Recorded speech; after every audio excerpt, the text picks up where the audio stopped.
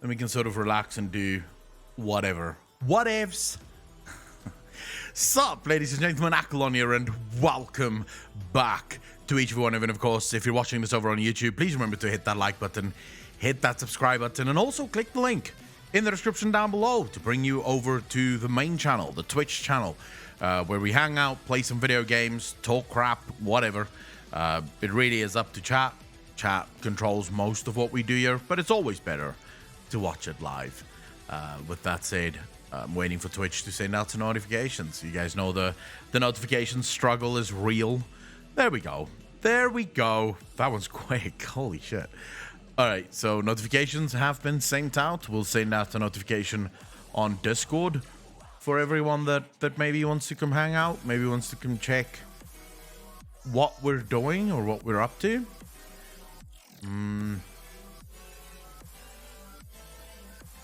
Just quickly see here. All right.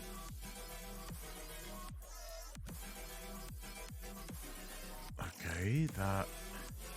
What am I missing? Aiden, thank you for the first time chat. Really appreciate that. Welcome to the channel. Thank you, thank you, thank you. Elodie, how you doing? CDJ, thank you so much for tier 1 sub, dude. Really appreciate that. 23 months in a row. Thank you, thank you, thank you. Malifia, how you doing, bro? Caltity, how you doing? Rake, how you doing?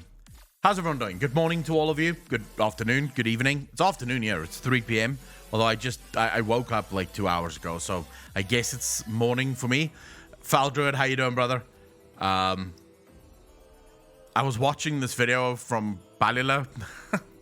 I almost forgot to go live because I was just watching Balila's clips. SPJ, how you doing? 6 a.m. here in California. Jesus. Why are you awake at 6 a.m.? Morning, how you doing, brother? Isn't, like, 6 a.m. is quite fucking early. I can't remember the last time I was awake at 6 a.m. Like, I've been awake when it's 6 a.m., just I haven't gone to bed yet. But 6 a.m. is like school days, I think was the last time I woke up at 6 a.m. Faldruid, how you doing, brother? 8 a.m. Yeah, you guys are better than me. Even when I was working, I never woke up at 6. Like, even when I was working, I would wake up like 7 at the earliest, 7. Although I used to choose my jobs in such a way that I could work either night shift or late shift, right? So if the shift started at 12, that would be perfect. Natural Beef, how you doing? Up ATV? What's ATV? Elodie, do you mean at 7 p.m. or 7 a.m. where you are? Because you just fixed the 7. Is it 5 p.m. where you are? Wait, where are you? Where are you that you're 2 hours ahead of me? Iran. Oh, that would make sense, yeah, because you're a little bit this way up in Iran. That's weird. It's rare that I meet people that's ahead of me on time. Up at 5 a.m., hit send on accident before. 5 a.m.? Fuck that. Like, genuinely, fuck that. Lintar, how you doing, bro? I'm from South Africa. Oh my god, I'm so happy. I live in South Korea, and it's the first time I'm available at the same time as you. Titty from SK, how you doing, bro? So basically, Titty from South Korea. How you doing? Thank you for the first time chat. Really appreciate that. You too, Linton. 6 a.m. is my weekend wake-up time. Yeah, I don't do 6 a.m. wake-up times. Like, fuck that. It's way too early. Like, you should not be awake before the sun is up. That should be illegal, is what it should be. I refuse. Although I'm assuming South Korea is ahead of me as well. Did what time is it where you are now? Good morning, mate. Herbal, how you doing, brother? You're not on a weekend? Yeah, weekend is like no ways. Weekend is sleep-in time. Although I must say, I come from a family where no one sleeps in. I'm the only person. Growing up, I was literally the only kid in my entire household that would sleep the fuck in, right? Everyone else in my household would be awake at, like, my brother is the same even now.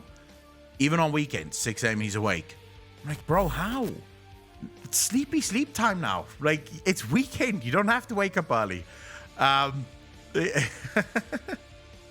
Linzar, thank you very much for this follow. Really appreciate that. Welcome to the channel. Thank you, thank you, thank you. We're doing amazing now. Happy to have you here.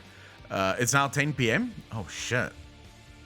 I've been watching a lot of videos about South Korea. Mainly food stuff. I like food channels. Maybe because I'm only allowed to eat meat. So I like watching food that I'm not allowed to eat. Especially when I'm eating. Like, I'll be eating my steak and then I'll be watching videos of like all sorts of random crap. But it seems to me like, especially South Korea and Japan to some extent, like, you guys have taken food to a whole new fucking level. I don't know why, but it seems to me like you guys have just taken food to a whole new level. I have 3 brothers. Sleeping in was never a choice growing up. How? I mean, everyone has always known, do not wake me. Whatever happens, you do not fucking wake me up.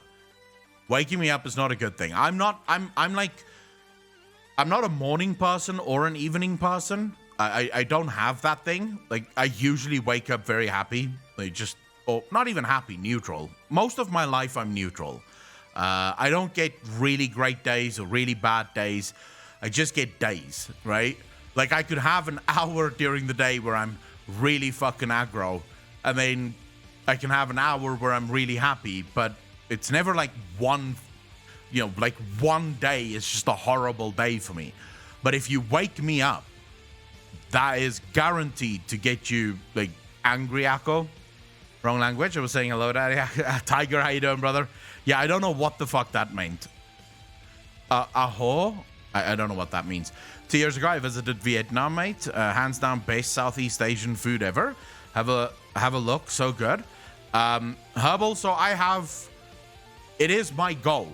My goal in the next, say, year and a half, if it ever happens, would be to... Because I don't like traveling.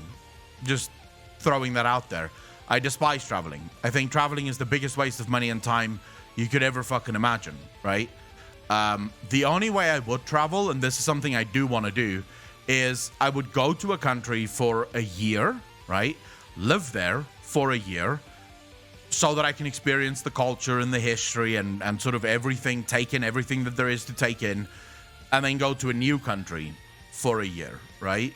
And basically just move from country to country, every year a different country, until such time that I find a country that I want to settle down in, or, you know, maybe come home to South Africa. On my list, like, is one of these Southeast Asian countries, and the only reason for that is it's so different, I believe, to anything that I'm used to. Like, Blue Fairy, how you doing? My culture is extremely closed off to the rest of the world, right? My culture sort of does its own thing and really doesn't give a fuck about anything else. And even though we do have a lot of Asian restaurants here, the culture doesn't really bend that way. So I would like to experience something, because I think if I go to America, that's pretty much my culture, right? If I go to a place like Texas, the only difference between South Africa and Texas is the fact that they speak English there. And they probably speak Spanish, which I don't understand at all, right? But there's no, like, in terms of culture, it's going to be the exact same place. It doesn't matter. Whereas if I went to, like, Asia, I think I would get a completely different culture, like something that I've never experienced, and I'm interested in that. I'm interested in going to a place that I look at everything they do and I go, what the fuck is that? But traveling makes you see the world wider and opens your eyes to a lot of things. Streaming does that, actually, a freak. Before I started streaming, I always viewed myself as a very open-minded person, you know, a very, very sort of person of the world. But it wasn't until I started streaming and really started to encounter lots of different cultures, lots of different people from all over the world, that my eyes to my own closed-mindedness started to open, right? Because, I mean, in this line of work, I meet people from all over the world. I think the only country I have never met anyone from is Russia. No, Russia and China. I've not met a single Chinese person, I don't think. I've met Chinese people, but no one that lives in China. And, well, North Korea doesn't count, right? Because no one ever meets anyone from North Korea. Even though I do think that if the world was serious about human rights and was serious about freedom, the enemy of the world would be North Korea. And I mean, like, 100% North Korea should be, that government should be fucking destroyed, right? So that those people can be free. And more specifically, so that the people in the South can finally be reunited with family members in the North. So yeah, I never knew how bad it was in North Korea until I read Michael Malice's Dear Reader, right? The unofficial autobiography of Kim Jong-il. Very good book. Definitely worth the fucking read. That place is... It's hard to imagine that not that many kilometers south of there is a first world nation, right? It's very hard to imagine that you can get two places so close to each other. One place is a humanitarian nightmare, and the other place is a first world country where people just live and are happy. You only call for peace when it suits you, little lion. Entrant, are you from Russia?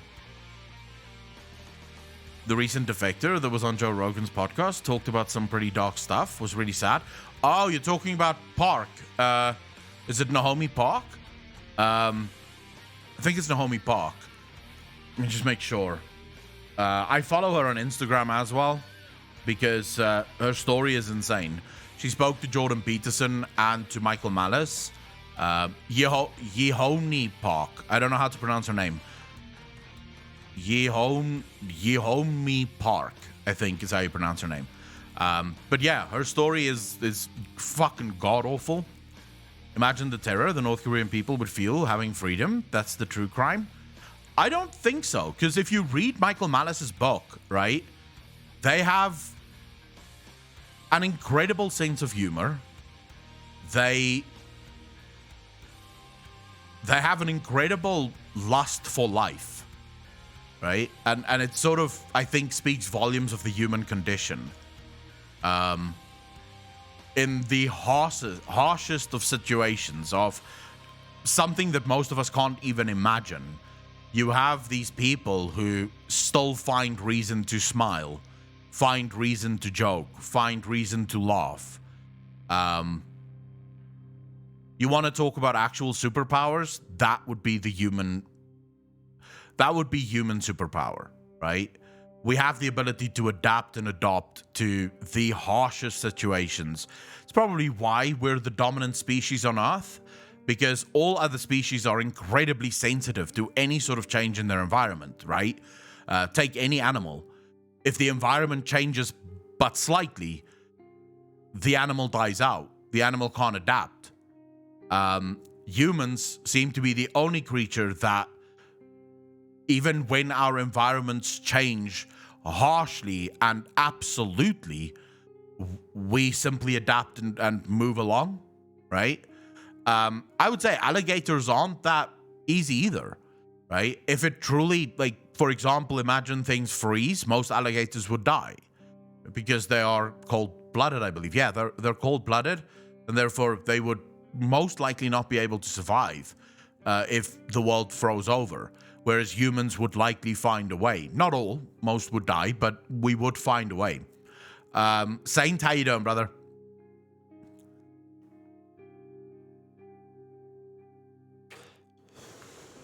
Berlin during the Cold War. Bro, you know in Berlin, they actually boarded up the windows.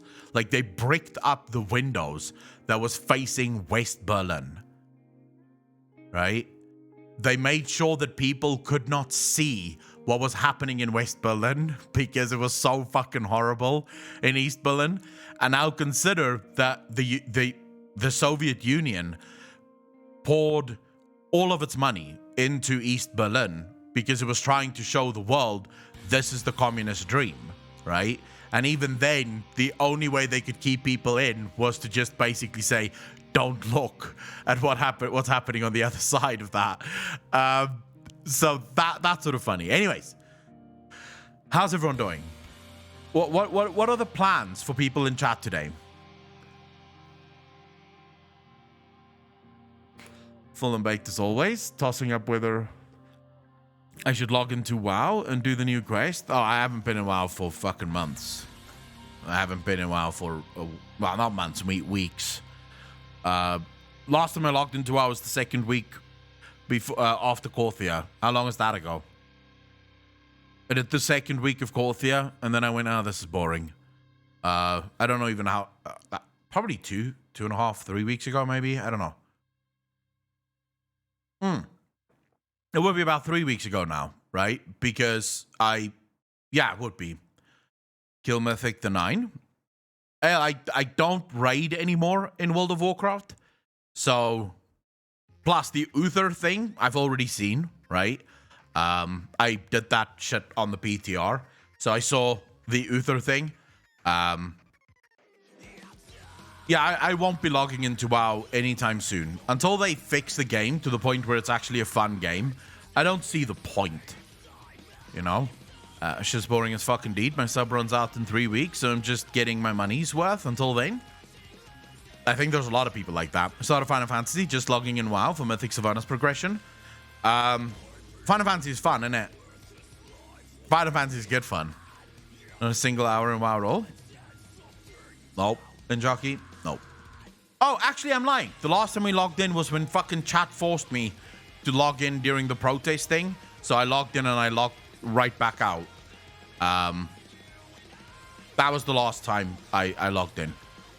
Thomas, how you doing? We need more forcing then. I wouldn't log in even if chat forced me. I have no interest in playing WoW.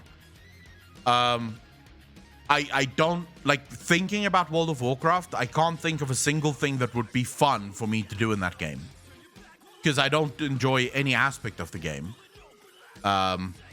So yeah, until they can make it so that I actually have fun in the game, I'm not logging in. I'm not one of those people that hate WoW, right? I just don't find it fun.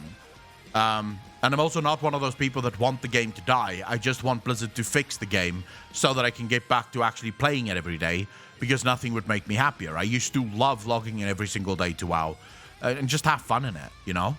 I had a very emotional moment with Final Fantasy, walking into Limsa Lominsa, seeing all those people with cool armors having fun and screwing around reminded me of the first time I played WoW. Yes. Time walking this week. This is when I wish they would make every dungeon have a Mythic Plus. Time walking is such a missed opportunity. You want to know how you fix time walking? How you make time walking good? You bring it back. You bring the dungeons in Mythic in time walking up to max level, and you don't make it a weekly thing or every 2 week thing. Always. So you upscale those dungeons and you bring them to max level, and you introduce something like a Mythic Plus or a Mythic Extreme version to those dungeons, and they just join the repertoire of dungeons that already exist. That is how you do it. Blue Fairy, are you leaving? It's healthy to only play it when you want to, not when you feel you need to. Do you think it's possible that Blizzard will remove all the additional paid service like tokens and level boost? Impossible, never will happen. Cask, how you doing, bro? Why are you calling me a clown? What did I do? 130 Mythic Plus dungeons. Naturally, can you imagine how much fun that would be? But I wouldn't even make all of them Mythic Plus. I think it's fine if you have the Mythic Plus be the new raids or the new dungeons, right? Make those Mythic Plus. That's perfectly fine, right? But then have Mythic Extreme versions of older dungeons. So you bring all of the fan favorite older dungeons into the new era with a Mythic Extreme version, which is basically just a very, very difficult version of the old dungeon, right? That gives cosmetics, it doesn't give gear. It's something that you do purely for the bragging rights of saying, I was able to do this thing, right? And then maybe you can introduce ways of making it even harder, right? So what Final Fantasy does with some of their dungeons, where you can say beforehand you want no echo, you want minimum item level, right? So basically you can make it harder, and then maybe you can even add things like achievements. Let's imagine you did do let's take an old school dungeon that everyone enjoyed. I've never been fond of dungeons, but I'm gonna say let's take the End Time dungeon, right? Let's imagine they brought back the End Time dungeon. Now you have achievements in that. If you decided to do End Time, right, with minimum item level, with no extra powers, and standardized gear, for example, right, you get a special achievement because you did it on the hardest possible difficulty, and it is rock hard, right? So people have to really figure out what the fuck they're gonna do because they're basically under gearing it at that point. Then you could do like varying levels of that. But then what I would say is bring old raids back in the same manner, right? So you bring back something like ICC and you call that also like Mythic Raid Extreme or whatever, and you have ICC as a brand new Mythic Extreme Raid. Can you fucking imagine that, right? At max level, you're facing off against Arthas in what can only be described as a very hard fight. Malthrax, how you doing? Also been working on StarCraft MMO instead of killing it off like they did. Barracuda, how you doing, brother? Makes me nuts. 15 years of content just sitting there wasted. It is crazy. If you think about all the content that was lost in World of Warcraft, just bringing back all of that old content would give people hours upon hours upon hours of fun. Just by bringing it back into the game. Old school Karazhan. Can you imagine that? The old Karazhan coming back as a new, very difficult fucking raid, right? Or even at Naxx. Old school Naxx, right? There's so much that Blizzard could do with some of these fucking crazy, cool raids that we used to get. Firelands would be another one that I would bring back because I had tons of fun in Firelands. Molten Core would be another one. But you see, when we go to those old dungeons, so I would say if you go to the old dungeons and raids in sort of TBC era, even vanilla era, what I wouldn't want to do is they shouldn't just upscale those. They should actually change the bosses, give them new mechanics. Because the problem with those bosses is that the level that players are on now, those bosses pose no threat, right? No matter how much health you gave them or how hard you made them hit, people would just be able to fucking, like, they would be able to dodge the one or two abilities that those bosses had. Whereas you would need maybe a little bit more work on those old raids and dungeons to make them challenging, if you will. Another thing, please remove Renown at all. Change Covenants is a pain in the ass. We can't even try another Covenant just for fun. Oh yeah, but if we talk about Covenants, that's one of those things that should only ever have existed in World of Warcraft as a cosmetic thing, right? Lassius Babby, thank you so much for the tier 1 sub. Really appreciate that. 9 months in a row. Thank you, thank you, thank you. Can you believe it's been 9 months on Twitch and 2 years on YouTube? I believe, since I started watching you. Thank you for the amazing content and for keeping up the theories. Lassius Babby, it is my absolute pleasure, and I'm always surprised that people have been following me for so long on Twitch and on YouTube. Twitch specifically, because there was a time where I basically just streamed on Twitch in theory. Like, I wasn't an actual Twitch streamer. It was more just, you know, like whenever I felt like it, I would probably stream a little on Twitch. It was like once, maybe twice in a 2-week span. When did we start full-time streaming? Like, I mean, proper fucking streaming on Twitch. I need to see insights, I think. We can go there. Thing is, Echo, we have gotten to know you, not only as a streamer, but as a person. And Jockey, that's what I went for, right? From day one, that was my goal. Wasn't to just be a specific type. That's why very early on, I stopped streaming World of Warcraft. Like, very early on, I stopped streaming World of Warcraft. Because I didn't want to be known as just a World of Warcraft streamer, right? I wanted to be known as a just people should come here because they want to hang out, right? They shouldn't come here because they want to see me do Mythic Plus or Mythic Raids or whatever the fuck it might be called, right? But if we're going to go back to when I properly started streaming, that is March of this year is when I properly started streaming. Actually, not March, I'm lying. April is for the first time that I started hitting plenty of weeks with proper, days streaming. Mad props. Squishy, thank you very much for the first time chat. Really appreciate that. Alex is an amazing editor. Very much agree on that. Caribsy, how you doing, brother? 3 years that you've been here. Motherfucker. But that's not how long I've been streaming proper. It's definitely not how long I've been streaming proper. Hi, Safi. Thank you for the follow. Really appreciate that. Welcome to the channel, bro. March this year.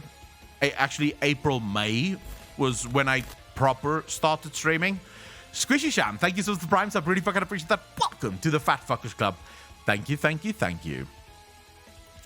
April was the first time that I really started streaming. So it's been April, May, June, and now in July, right?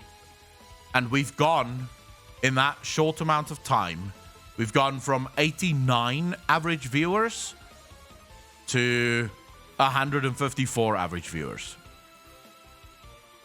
Which I would say is pretty fucking good. Me and my wife watch all of your YouTube videos all the time. Nice. I'm always happy to fucking hear that. It does put pressure on me because I need to keep making good videos. So if I ever stop making good videos, just let me know. Just tell me, Acklon, you're losing it, bro. You're fucking losing it. Waffle Lord, thank you for the first time chat. How you doing, bro? Some pressure is 100% very good. 100%. You need that pressure. You need to push yourself. If you stop pushing yourself, you may as well stop making content, right? Because, yeah, what even would be the point then? I consider you sitting there and just talking to us is good content, whatever you were talking about. That bodes well for me, because I can do a lot of talking. I can shoot this shit with the best of them. Now, if you guys were expecting some professional fucking produced content, then I would almost definitely disappoint a lot of people. When my kids are here, my 9-year-old daughter likes to watch you while I watch LOL. Nice. Nobody watches lazy streamers unless they're in a bathtub. You see, the problem with most people getting into streaming is that they genuinely believe that it's an easy job, right? Malthrax, I'm not doing that. They genuinely think it's an easy job. They want to start streaming, and all they want to do really is log on, right? Play games and get thousands of people to watch them, which really doesn't work that way, right? Planning for streams is it takes about 3-4 hours for me to plan a proper stream and make sure that the stream is gonna have some context to it, like there's something that I want to talk about, right? And I have to make sure that I understand what it is that I want to talk about.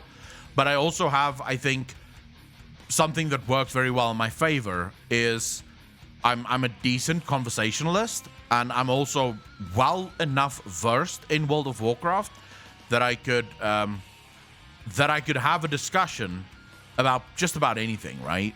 And that helps. Waffle Lord, thank you very much for coming in and saying hello, and also thanks for the follow. Take care of yourself, bro. Talking about hot tub, I'm still waiting for your OnlyFans hot tub stuff.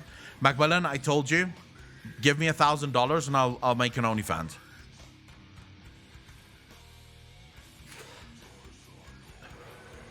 I'm not doing a fucking OnlyFans, people. It's not happening. We've had this. How many times must we have this fucking discussion? no one, and I repeat this, no one wants to see me do OnlyFans. You think you do, but you don't. To buy a few hot tubs, I'm not doing a fucking... I'm not doing a hot tub stream, and I'm not making an OnlyFans. You guys can literally go suck a dick on that one.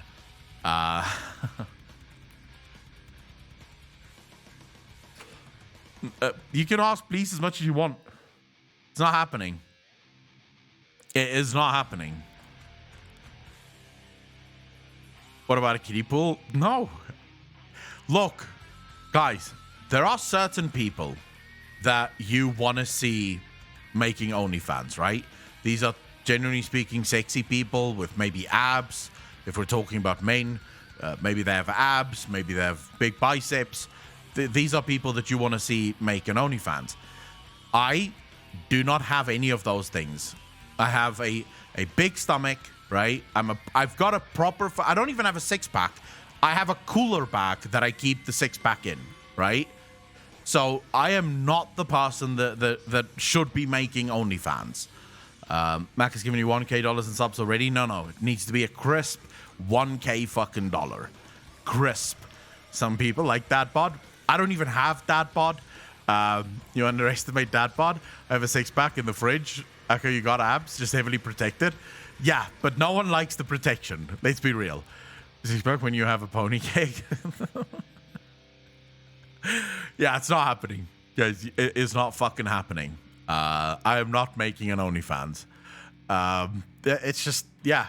If I did make an OnlyFans, you would be so fucking disappointed in it. Because I would genuinely just go to the mods and say, right, guys, give me all the memes you've got. We're just going to do meme shit here.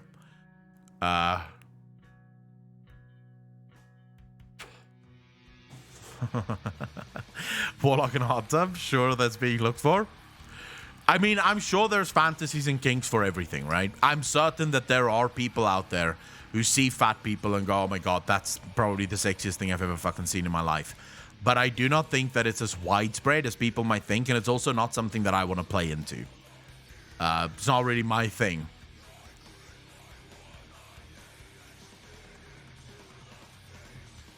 To me, must have some meat on their bones. Remember to clip whatever you find funny so our new work in progress shorts channel can grow. Yeah, you guys should clip. If I say something stupid, which is pretty much all the time, but let's say I say something extra stupid, that's when you clip it, because Alex is working on shorts, and I think we're probably gonna start. I'm almost sad to say this. We'll probably start a TikTok with all the shorts and just upload them to TikTok. See how it does there. I don't even have TikTok. I'm not even sure how the upload thing for TikTok would work. So many ladies would head to South Africa that the peninsula would snap off the continent and flip over. Mathrax, you're overestimating my success with ladies. I've never had a problem, right? I've always been able to get girlfriends. That's not an issue. But I think you are wildly overestimating my success when it comes to ladies. I have to go the sort of funny route with girls, right? So I can make them laugh, and when I make them laugh enough, they go, ooh, he's sort of sexy. Maybe we'll give him a chance. But it's not as if I walk into a club and the girls go, oh my god, look at that guy. Work meeting, natural weave, take care, bro. The weep thumbnail, though? Which weep thumbnail?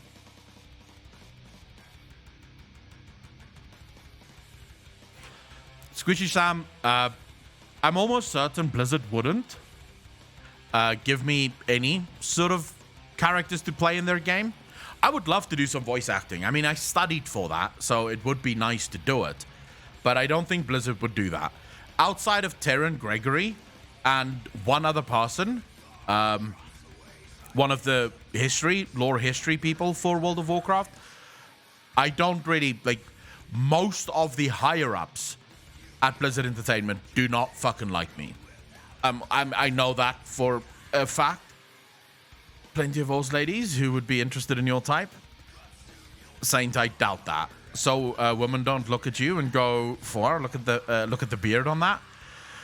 The beard, of course, is its own thing. I can't control the beard. I'm sure most ladies, if they have any saints, look at the beard and go, oh my God, look at that beard. It's majestic, right? But then again, I do too. When I see myself in the mirror, I go, oh my God, look at that fucking beard, bro. That beard is insane, right? But the beard is really its own thing in this argument. If he had asked, I do have a pic of me in cat ears. Wait, do you? Ruby Quarter, how you doing? Thank you very much for the first time chat. Really appreciate that. Beard game is on point. The beard is its own person. Let's be fucking honest about that, right? I have no control over the beard. The beard does whatever the fuck the beard wants to do. Really is as simple as that.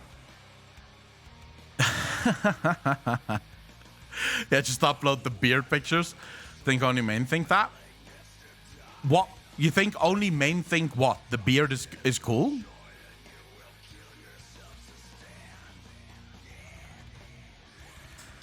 A freak, I don't know why you would find that, but beards take a lot of work. Just FYI. Beards take a fuck ton of work. Sure, there might be some guys that have dirty beards and sort of, don't take care of their beards, but to have a beard is... So, mine gets washed twice a day. Once in the morning, once in the evening. Because I shower in the mornings and the evenings. Then it gets oiled, right? It has to be combed. There's like a whole bunch of shit that you do with your beard. So it actually takes more to groom the beard and keep it fucking growing and sort of healthy than it would take without one. How long ago did we talk about that? The beardo was in charge? The beard has always been in charge. Welcome to what many women have lived with for years. Hey, this is not a competition. At no point, Saven, did I say that beards is more work than what women go through. I'm well aware of the fact that women go through far more work than what men could ever fucking go through. I'm aware of the fact that I get out of the shower, I dry myself off, and my hair just sort of do whatever the fuck it's going to do for the day. I don't spend any time on my hair whatsoever. The hair just sort of does what it does, right? I'm aware that girls can't do that. I also don't do any makeup, so I don't have to deal with that bullshit either. So, believe me, as men, we are very much appreciative of all the work that you ladies put into looking nice, right? But we do stuff too, and I would like some fucking recognition for that. Spent 4 hours getting my hair dyed bright purple yesterday. Was relaxing as fuck. Why purple? Decided to grow a longer beard, and yeah, it takes time to have it look appealing. How long have you got live streaming? Probably a good 3.5 hours, Ruby.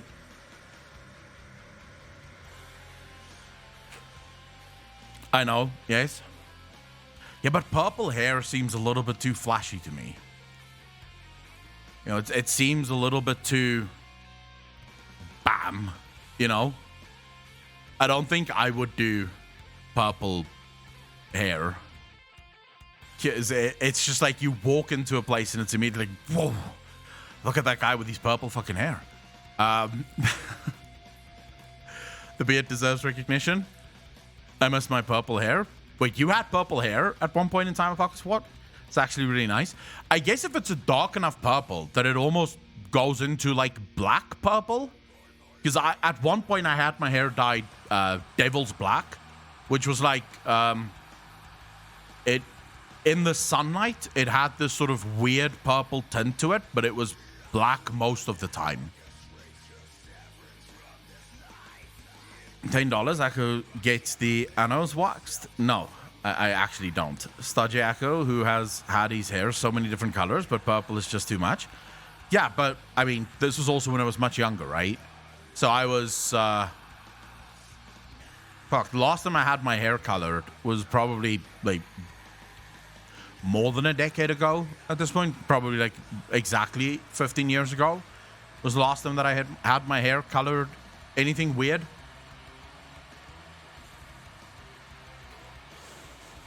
Blueberry, the only way, like, you'd have to send me pictures on Discord if you want to share pics. I grow my beard out longer than normal, and the cougars come out of the woodwork for a good beard. I have a thick black beard, by the way. Black beard is good. My beard is sort of different colors, so I don't know if you can see it on the camera, right? I don't know if the camera really shows it, but you have the brown, right? So there's brown hair. Then closer to the sort of roots, it's golden. And then there's these sort of golden hairs that run throughout the beard as well. I actually hate these body procedures. I kind of have 1 shower per day and twice toothbrushing, and I never do more unless I am covered in with dirt. Oh my god, no. No. Much more skills. Thank you for the follow, dude. Really appreciate that. Welcome to the channel. Thank you. Freak, I do shower in the morning, shower in the evening. Have to. Can't imagine going to bed dirty. Brush my teeth in the morning, brush my teeth in the evening. Again, can't imagine, like, not brushing my teeth. And I wash my hands probably, like, fucking 30, 40 times a day. Easy. So, just wait till the grays hit, Akko. Multicolored. Well, should the grays not have hit already? I mean, I am 36. I'm, what is it? Not even 6 months away from 37. So, I'm assuming if the grays were going to hit, they were going to hit already. I have no gray hair, at least not any that I could have seen or that I see. My dad is 61, I think, or 62, something. I think he's in his 60s. I don't know. Don't judge me. I don't even know when his birthday is. But I think he's like in his 60s. And he has 0 gray hair. Just none. Just jeans, though. He's blonde as fuck.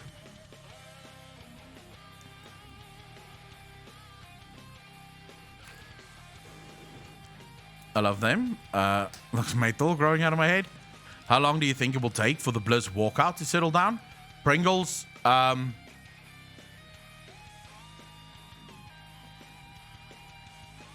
genuinely do not know. That would depend on how Blizzard handles it, right? If Activision... You see, the problem now is there's a group of people at Blizzard that genuinely wants change and is doing a lot of work to make sure that that change happens the way that it's supposed to happen. But then you have this new group that's sort of rising up that is making demands that is almost impossible to meet, right? They want things that no company in the right mind is going to engage in. Now, they could cause a lot of problems for a long time, right? Because the things that they're asking for, Activision Blizzard is just not going to be interested in doing.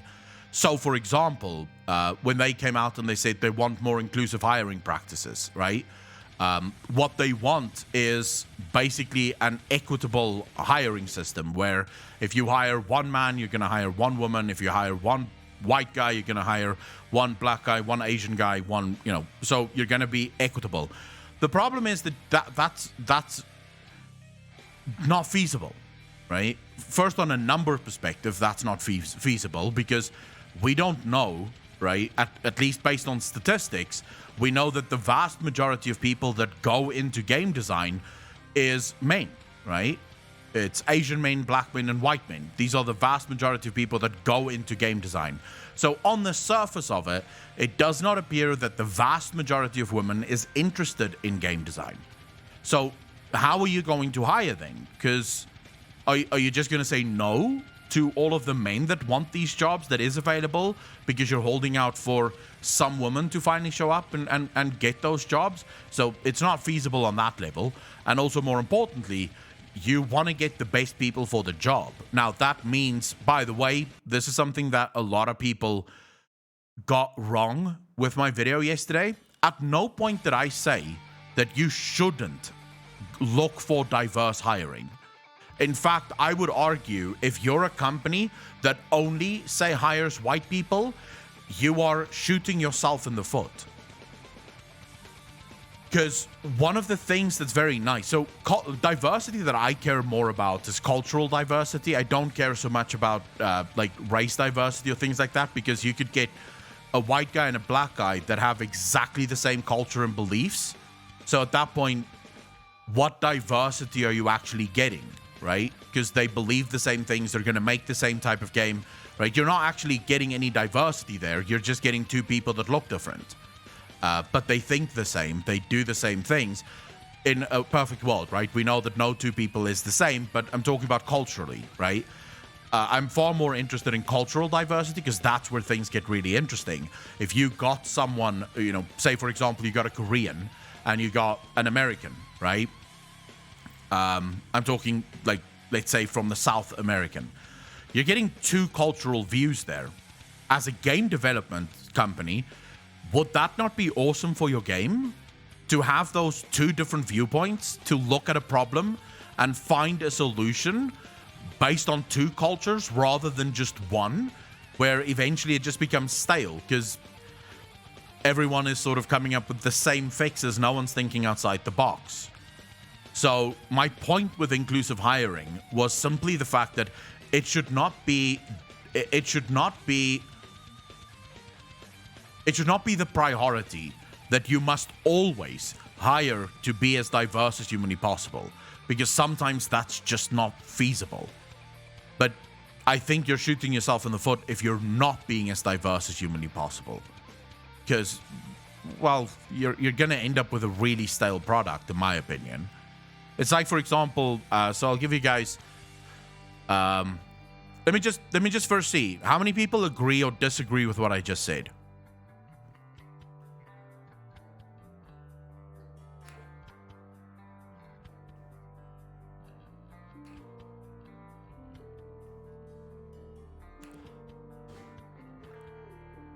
All right, so it seems most people are in agreement. So I'll give you guys an example of something that's happening in South Africa right now that I have a huge problem with. Basically, two places in South Africa. So most of you know that South Africa is a failed state, right? It's basically dying. Every day we march a little bit closer to the ultimate death of South Africa.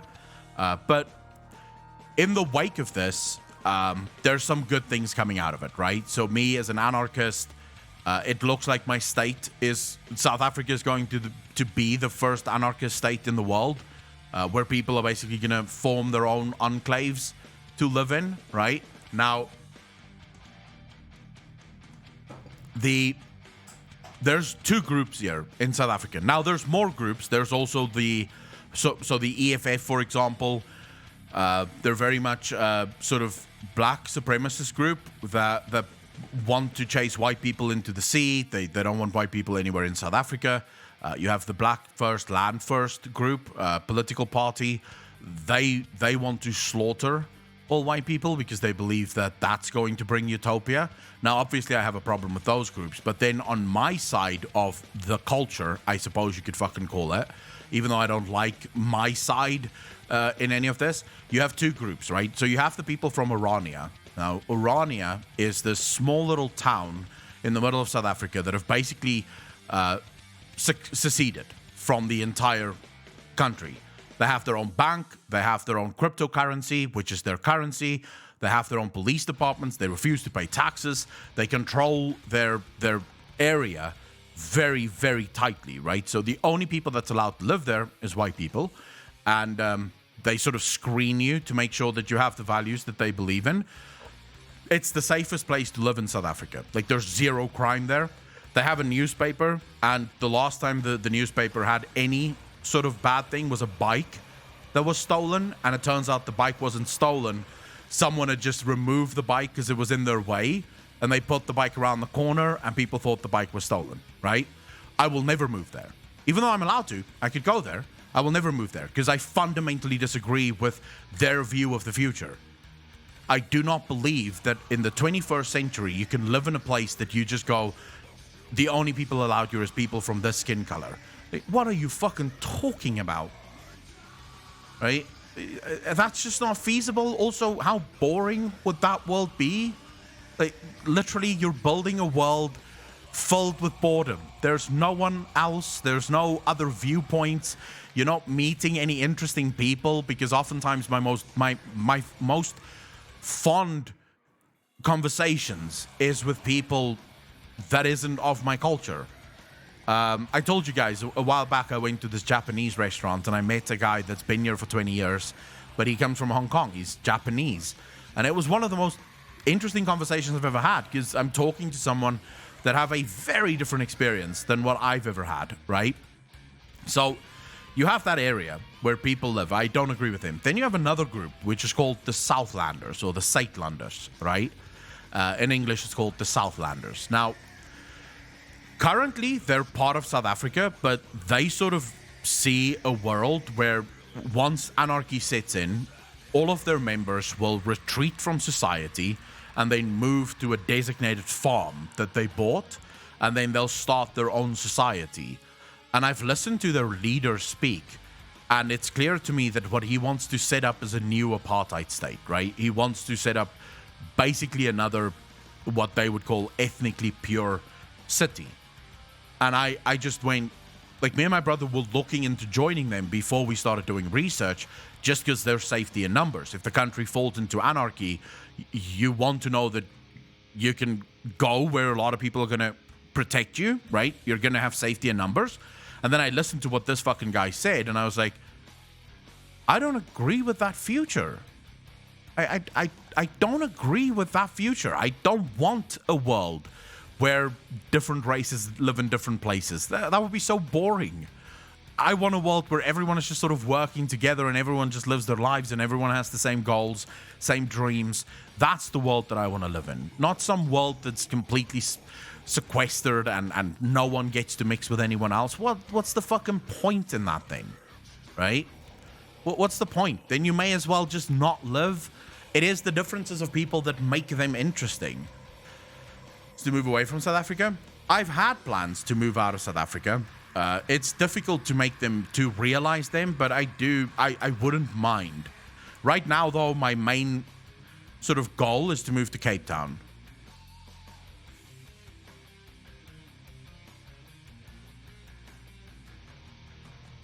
Right now, the first goal is to move to Cape Town. Once I get to Cape Town, I can start looking into eventually getting out of the country, but getting out's not easy, right? Got a spare room in Brisbane, boss man? Bro, would I move to Australia? Literally moving to one of the hottest places on earth where every single thing wants to fucking kill you. I don't know. I don't know if I could deal with the level of insects and spiders and snakes that you guys have. It feels too much to me.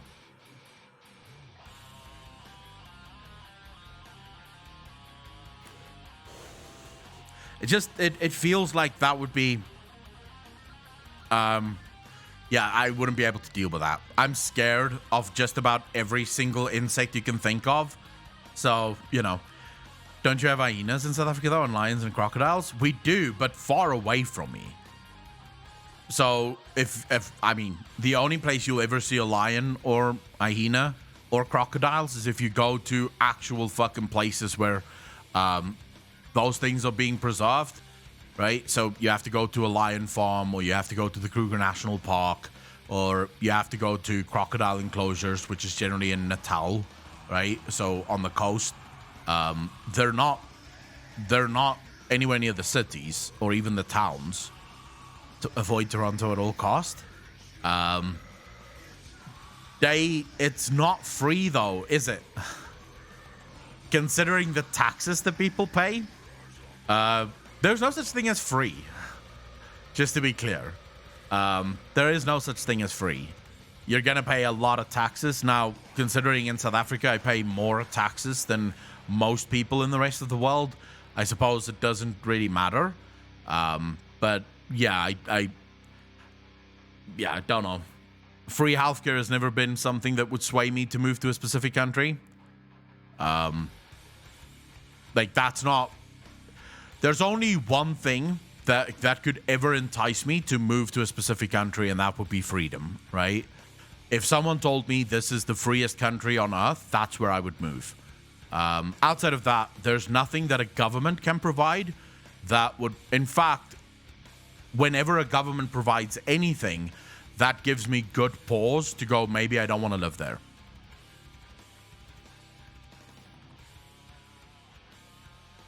Doctor, how you doing, bro?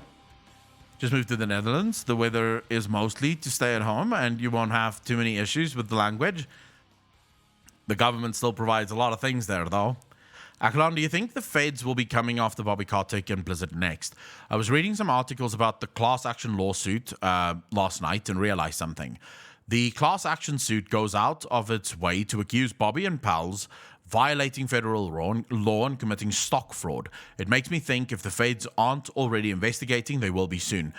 You can almost be guaranteed if shareholders are suing a company, the Fed is probably involved one way or another, right? But the Fed will obviously take the same amount of time as California to announce their lawsuit. Like, they genuinely don't announce their lawsuits until they have evidence that allows them to go to court.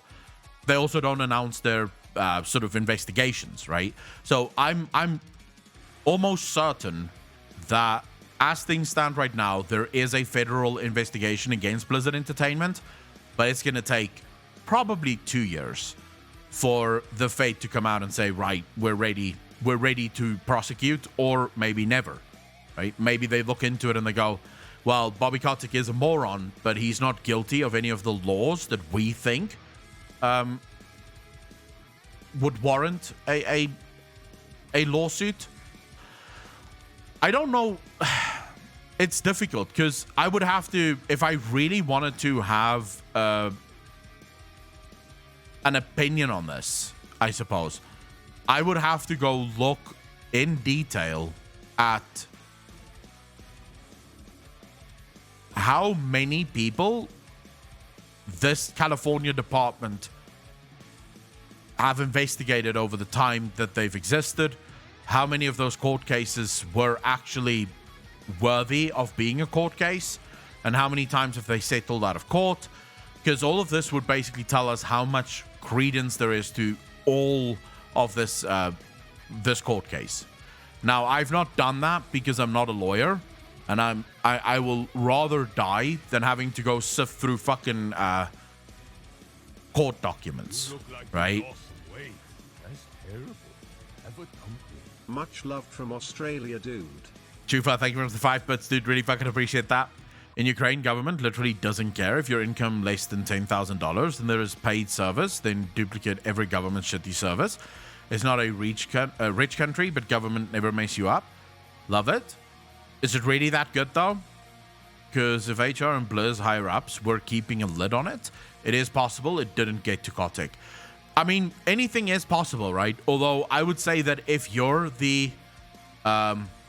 if you are the CEO of the company, then perhaps you not knowing is actually a bigger problem, right? Than you knowing and not doing anything about it. Because I would argue that if you are the CEO of a company, then surely you should know that stuff is going on in your country, right? Mad if he knew they're risking the company. Can't you get a German pass? I mean, your ancestors are from here. Jacken, no. Because my family, the problem with my family is to get German citizenship, it can't be more than 3 generations on my father's side since they moved from Germany to any other country, right? So the problem with my father's side is it's 5 generations ago.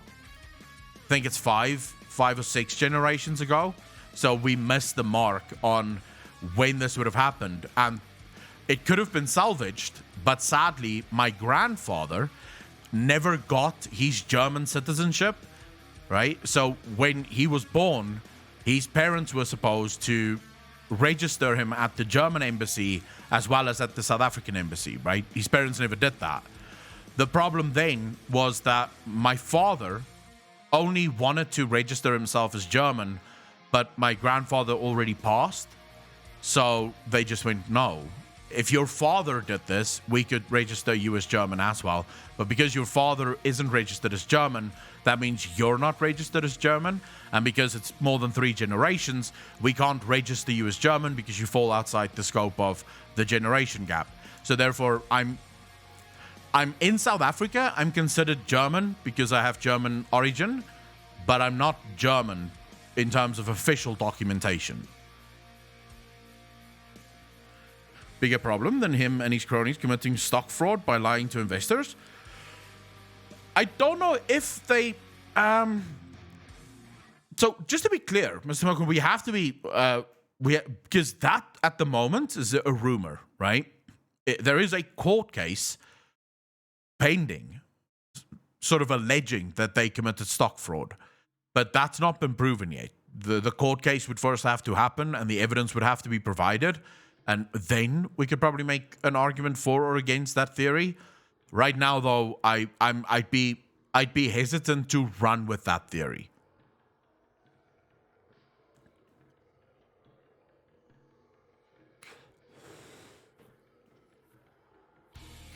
Kilimanjaro, how you doing, brother? Trust me, there's no German checkbox on those bank statements? No. Sadly, that's one of the weird things about South Africa, though. None of our documents, like any of our official documents, have anything remotely to that. Like, yeah, you're either South African or non-South African. That's it.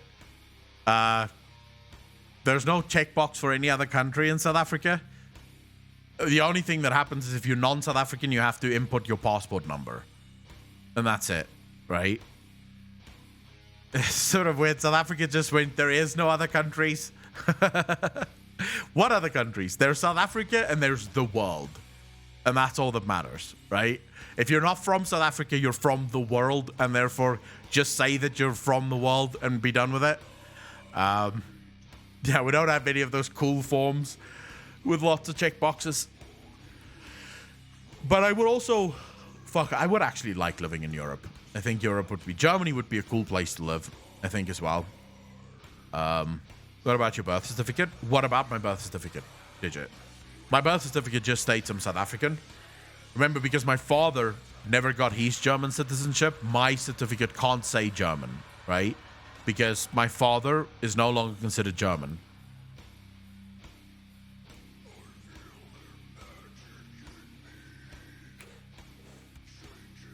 That's Tree, how you doing, bro? MacMullen, why do you hate Germany? Why would you hate Germany?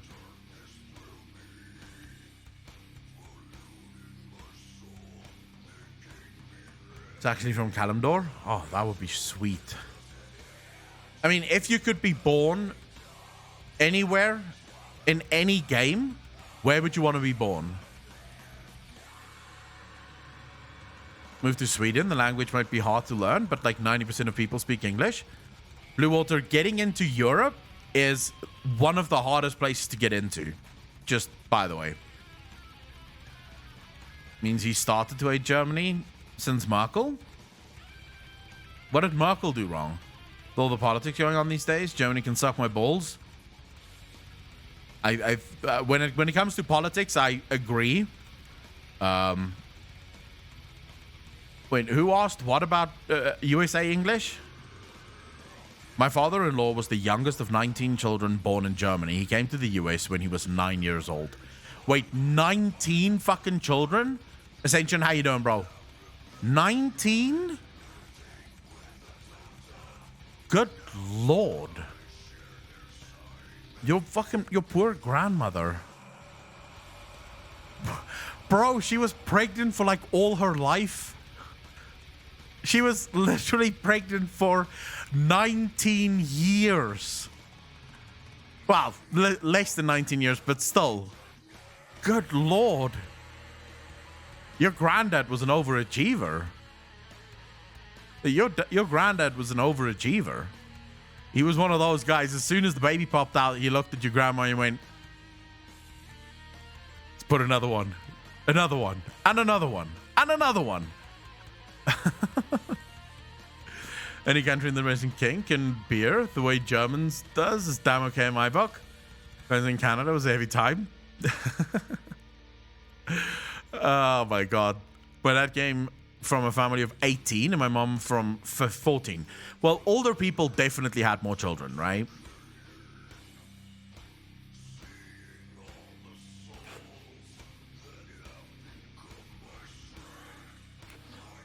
I mean, there was also the problem. This is sort of very interesting. This is one of the reasons I've been, or from a philosophical standpoint, let's imagine that we cured aging, right? Which we're working on right now. Yeah, we're working on trying to cure aging, so people would never die. Let's imagine that we did that. Yeah. The question becomes, would people lose their libido if they could no longer have kids? So would people just start having less kids? Not if they could no longer have kids, fuck it. If they no longer died, would people just automatically stop having children? Or at least far less children than usual? And the reason I argue probably yes is, look at 200 years ago, not even 100 years ago. People used to have 10, 12, 15 kids. And one of the main reasons they would have that many children was you were not guaranteed that your kids were going to be born alive or that your kids would even make it to the age of 10. A lot of kids never even made it to the age of 1, right? Way back in the day, before modern medicine, before the ability to actually save people from near death. So the only way to ensure that your bloodline would continue was to have as many kids as humanly possible and then hope to God that some of them make it out, right? Now that that's changed, you very rarely see people having that many children. Nowadays, it's sort of 2 at the most. People might have 2 kids, maybe 3, which is also sort of getting less and less. Strawberries, how you doing, bro? Thank you for the follow. Really appreciate that. Welcome to the channel. So my question would become, if people no longer died, would we naturally just stop having children? Most people would probably then go, well, don't really need kids, right? Because I'm going to live forever, so I no longer need to push my DNA forward. Some people would still have, right? Would still have kids, but I don't think we're going to have nearly as many children as we have nowadays. Just an interesting philosophical thought process, I suppose.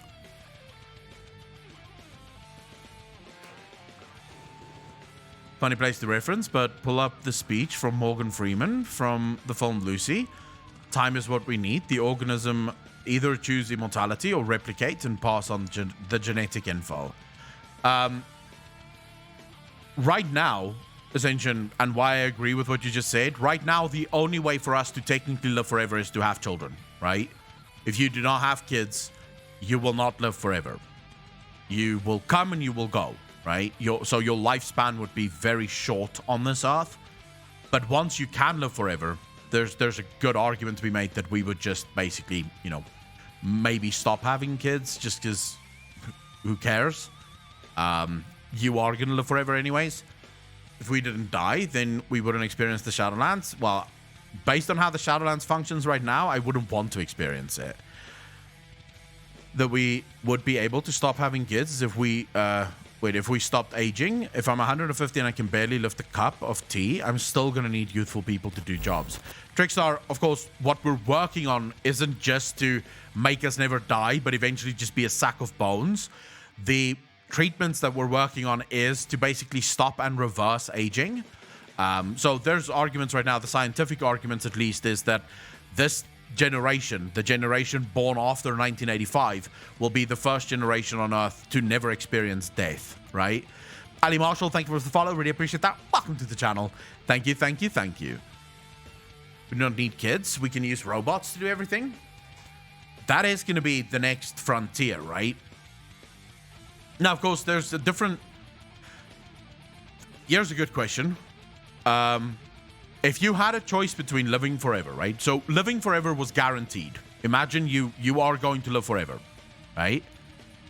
But We can either do it by taking your body and making your body new, stopping the aging process, and you live forever in your body, or we can do it by you uploading your consciousness into a robotic unit, right? Which one would you choose? Which one would you rather have?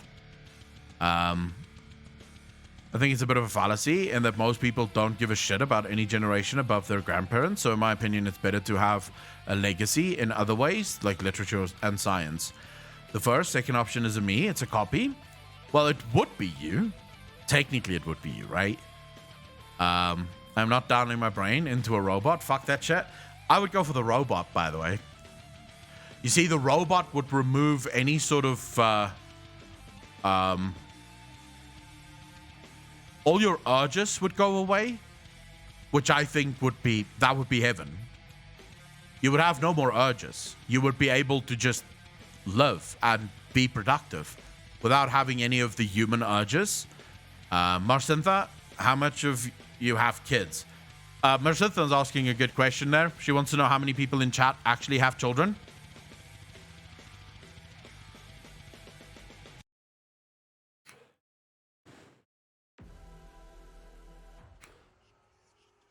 GP, that's basically what I'm thinking as well. People would only have kids insofar as that's required.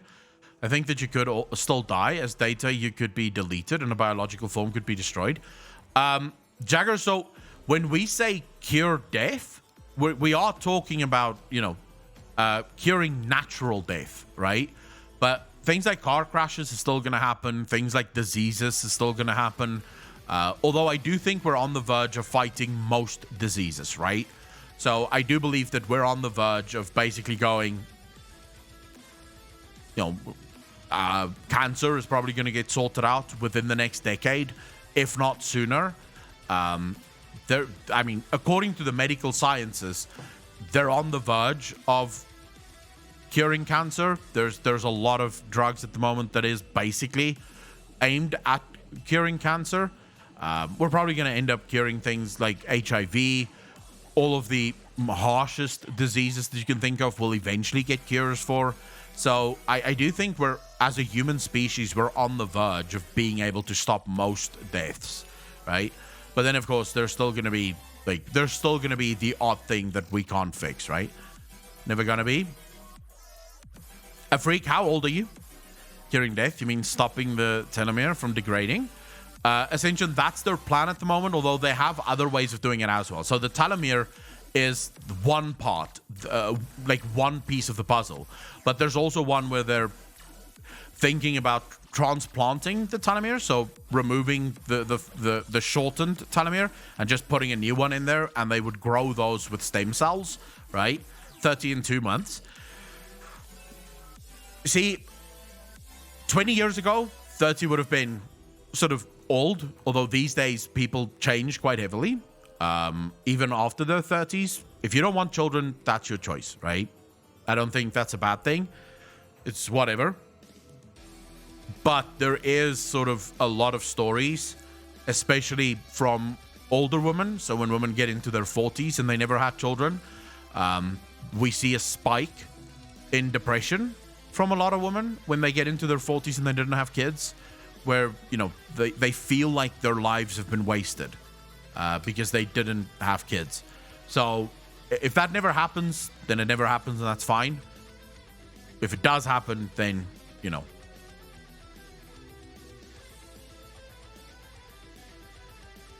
I don't really have opinions on having children. My opinions on having kids go so far as to whatever my wife one day wants. If she wants to have children, all right, cool, we'll have kids. If she says no, then okay, we won't have kids. And it's not because she's the boss. It's because I don't have any opinions on it. The thought never occurs to me. Like, when I think of my future, kids are not in that future. I don't think of that. At least some have kids. I have 3 and now 1 grandchild. I don't think we would have lesser kids if we could live forever. I mean, I think it would boil down to psychology, right? I consider death to be an essential part of life. Why bother living if you have no fear of death? Beauty exists in the moment, not in things that endure. Fuck that. Fuck that. I want to live forever. I have no interest in death. I love this world. I love everything about life. There's nothing better than being alive. To me, this is the best that it can ever be. I'm just kidding. I'm 48 with one child in their 20s. You see, so the thing, my wife also didn't want to have kids, and I was okay with that too, just us games and adventure. The thing that I always sort of, like, everyone that have children, I will say this, everyone that I have ever spoken to that have children, all of them love it. Like, I have never spoken to anyone that regrets having children. All my life connected to extreme sports, so I can't really spend my life on kids. My life is so awesome and always have been. I'm happy for you. How long until governments decide who gets to live forever and who doesn't? Yoti, so I was listening to a very interesting conversation last night. I was listening to this conversation by a data analyst who basically made the point, and this is where South Africa is going to be the poster child for the rest of the world. The rest of the world is most likely going to follow in South Africa's footsteps. Mother of doggos too. Would anyone ever admit to regretting having kids though? I think they would. Maybe quietly, maybe to their friends, right? But most people that I speak to, just on that note before we get into what I spoke about or what I watched last night. So for example, I'll take my cousin. Right? My cousin was pretty much doing his own thing, you know, trying here and there, not doing much. And then he got married and he had his first child. And in his own words, the child changed his life because suddenly he was no longer just living for himself. He had this entire human that was dependent on him. And he attributes all of his success. And my cousin is a very, very successful guy. He attributes all of his success to his children. Because if it wasn't for them, he would have still not had any direction in his life. And I've heard so many stories like this, right? From men and women who just say once that child was born, things changed entirely. Their entire view on the world changed because that kid became everything to them. And it became super important that this child have a future. Plus, I think from a biological standpoint, considering that humans are just animals, and this is something a lot of people don't often, this is one of the things that I find so funny when it comes to atheists. Atheists love to talk about how humans are just animals, right up until the point that they start glorifying humans as something more than animals. Like, for example, when you get atheists that say that humans are a parasite on the earth, and it's like, oh, okay, so suddenly humans aren't animals? Because if humans are a parasite on the earth, then that makes every other animal a parasite on the earth. I mean, we are just animals, right? We're either special or we're not special. You can't pick and choose when we're special and when we're not. But from a biological standpoint, as an animal, procreating is sort of very much part of our makeup, of our genetic makeup, of who we are. So it makes sense that having a child would fulfill one of the biological tick boxes, right? One of the boxes that you need to tick will be ticked when you have that child, and your body can finally relax and go, okay, that's taken care of. Now we can hopefully move into, you know, the next thing. But that's just me speculating. I'm not a scientist, obviously. I'm a fat cunt sitting in my bedroom talking about video games most of the time. So what do I know?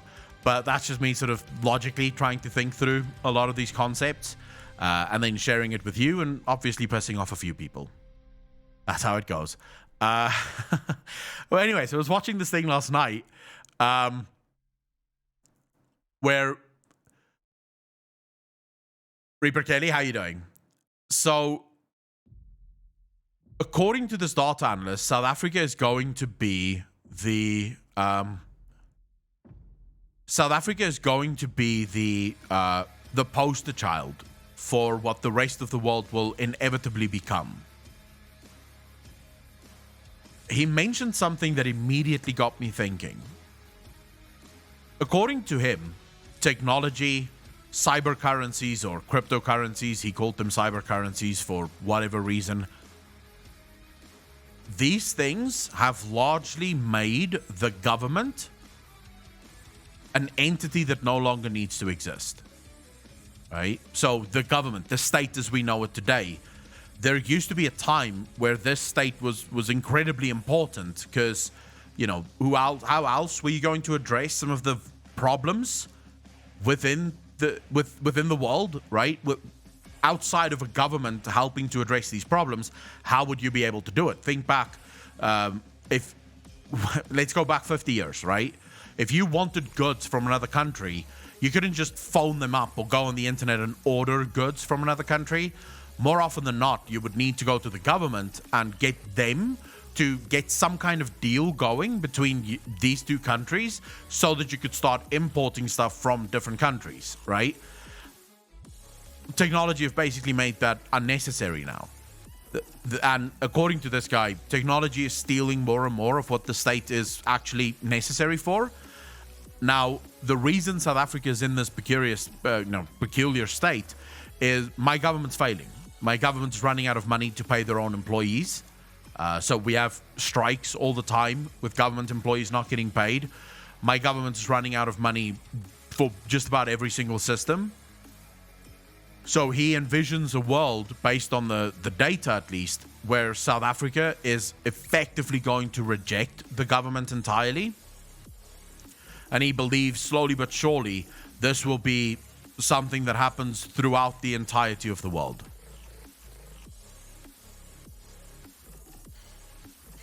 And again, this is based on data. Distrust in the government worldwide is at an all-time high. It's higher than it's ever been in the history of the world. And he's not talking about distrust in the current government, because that's always been there, right? Let's look at America.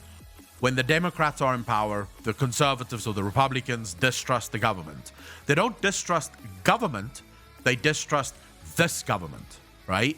And when the Republicans are in office, the Democrats distrust this government. They don't distrust government, they just distrust this government. Now, for the first time, we are seeing more and more people not distrusting their government, but distrusting government in general. They no longer trust the institution of government, which, according to him, is basically all that's needed. It's just going to explode. China will buy your government out and then control you. China has no interest in buying my government. My government will fuck things up too much. China already invests a lot into South Africa. It's the country that they invest more into than any other African nation, but their investments seem to be very much aimed at specific things, right? They're not really interested in controlling the country. They're more interested in getting specific things done here.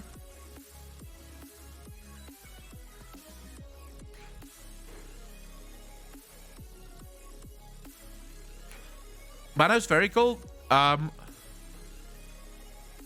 Feudalism is already here. The only difference is you vote for it at the minute, but it's already here. I heard this interesting, Michael Malice had this. He has this saying, which is actually very true. Lunesca, thank you for the follow. Really appreciate that. Welcome to the channel. Thank you, thank you, thank you. Every single opposition to anarchy is effectively pointing out the status quo. Every single thing you can say will happen in an anarchist system is already happening right now. It's already here. It's already happening. So why not try something new, right? And if you really go through all of it, you realize he's not wrong. He's not wrong. Every single thing that you could fear under anarchy is already happening.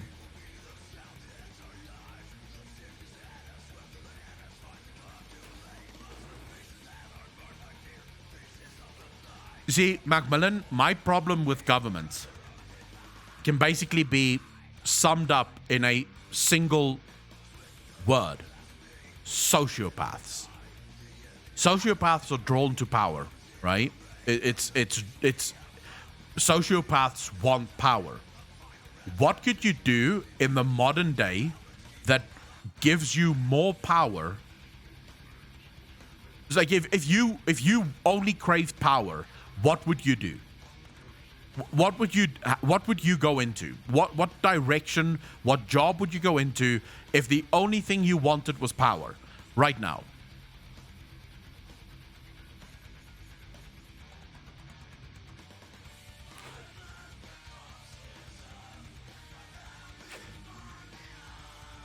Apocalypse spamming them socials. Love it. Like, this is a serious question, by the way.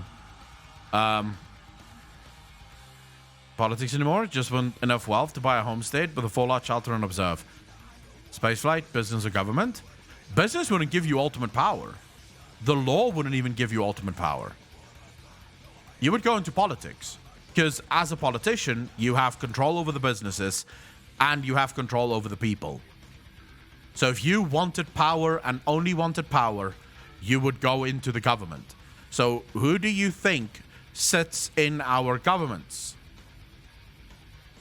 Which people do you think sits in the government right now? And I'll name a couple of names and you guys can tell me if I'm wrong. Mitch McConnell. Lindsay fuckhead whatever. Nancy Pelosi. Chuck Schumer. Look at those four people and tell me I'm fucking wrong. Look at those four people and tell me I'm wrong.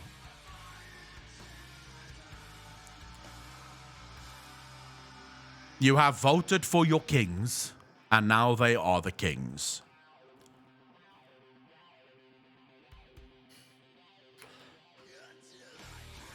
That's it. They are the ruling class. That's why I get a fucking cramp in my asshole whenever I listen to my president, and my president goes, "We have to protect our people." And I'm like, what are you talking about, our people? I'm not your fucking people.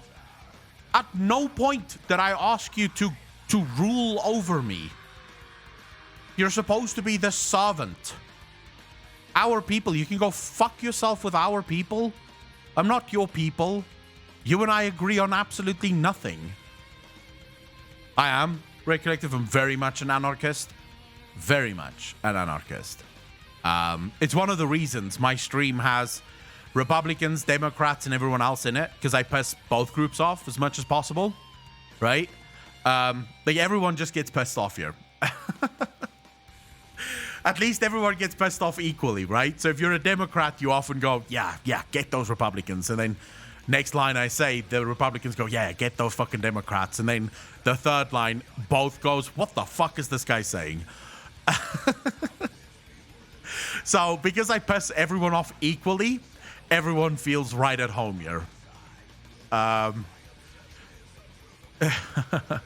What could happen in anarchy that would make it less fun? Socialists are very close to anarchists.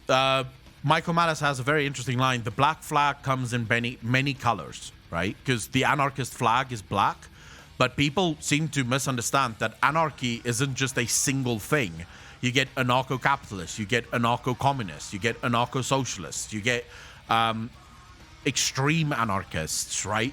So anarchy comes, you even get fascist anarchists, right? So anarchy comes in many flavors. And if you were to boil down socialism to its core, it's very close to what anarchy is, right? The only difference is you're not allowed to force. So I think what a lot of people misunderstand when they think of anarchy is they think that there's going to be some anarchist world, which is not true. There can never be an anarchist world because anarchy is not a system that you can impose or superimpose on people. Anarchy simply says that people should be free to choose where they want to be, right? So you just can't force people into anything. That's all anarchy is. Now, the dream of socialism is to do the same, right? The dream of socialism is to do the same. The problem with socialists is they want to do it top-down approach, right? So what they want is a government that then allows for people to do basically whatever the fuck they want. The problem with that government is it will always be corrupted. No matter how nice it starts off, it will always be corrupted because it's where power goes and people flow to power.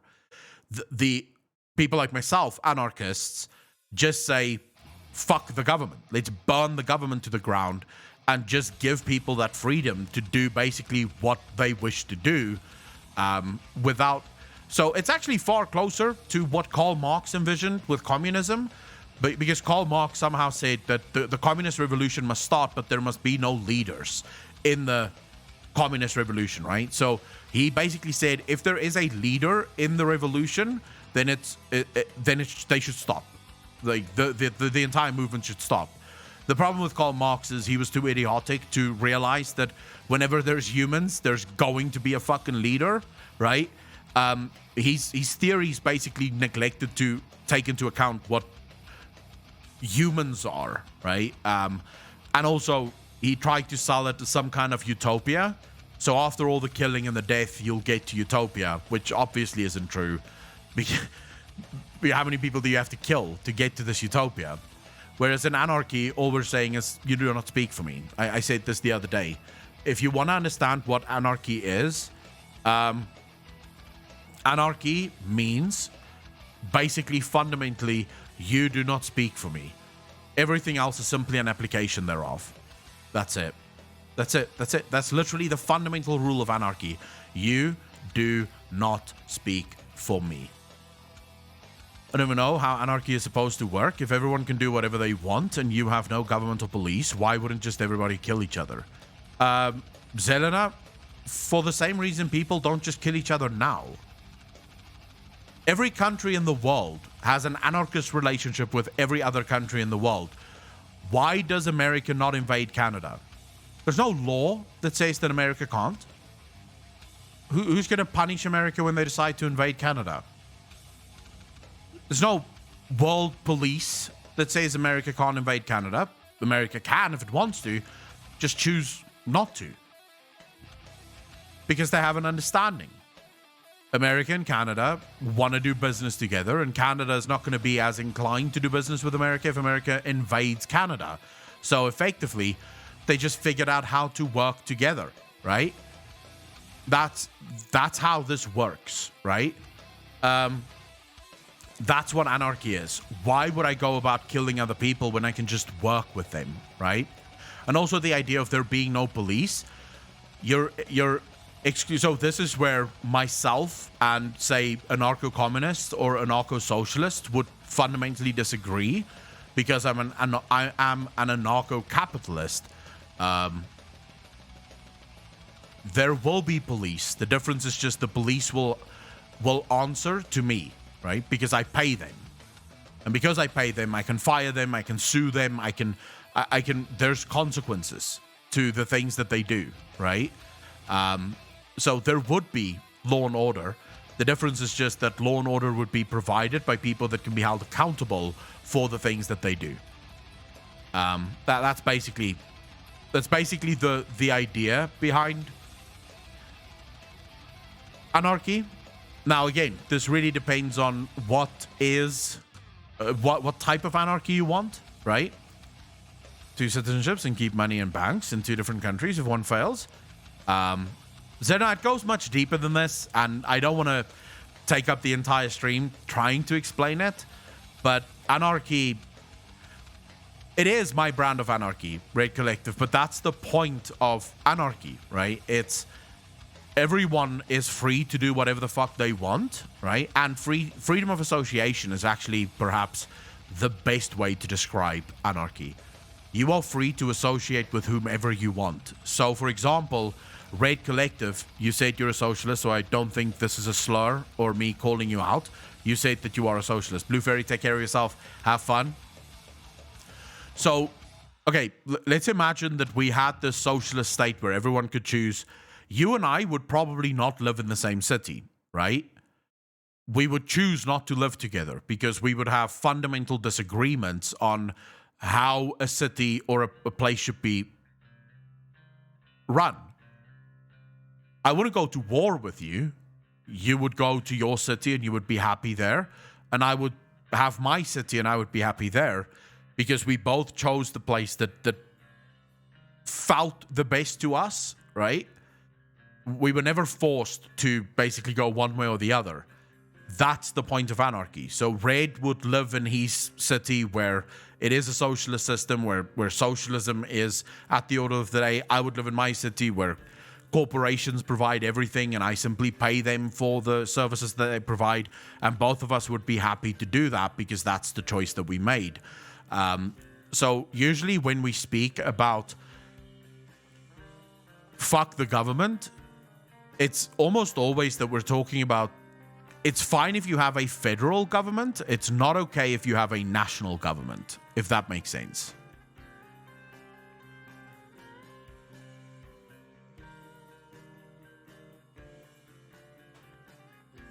Savin Raven, the problem with that, again, as I said, every single accusation against anarchy is usually just a statement of the status quo.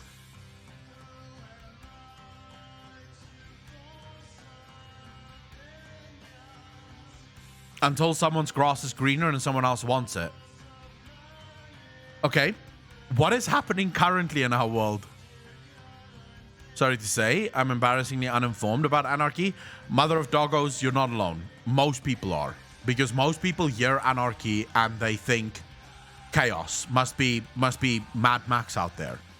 Which, that's not what anarchy is. Anarchy is simply relationships, right? It's a relationship that is not built or based on coercion or force.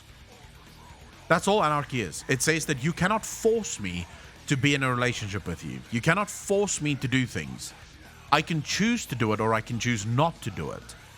But the problem is, so for example, Savin Raven, you're basically saying, what if another country, what if my city sees that another city has oil and attack them? The US has done that with the Middle East for ages, right?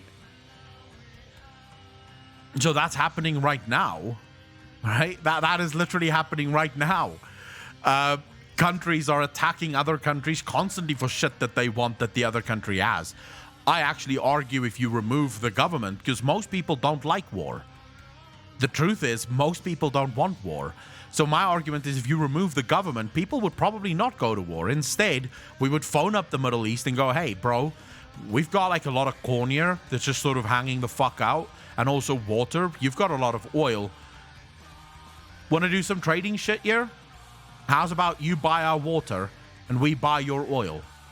And the Middle East goes, yeah, that sounds like a fair trade. We can't drink the fucking oil, so we may as well send it to you, and then we'll buy some other shit off of you. I actually believe that you would have far fewer instances of war in an anarchist system, mainly because you wouldn't have a government that tries to steal as much as humanly possible and also profits from warfare, right? Because in this case, what would happen is, let's imagine that you did have a private army, right? And they wanted to go to war, and we were paying this private army to keep us safe.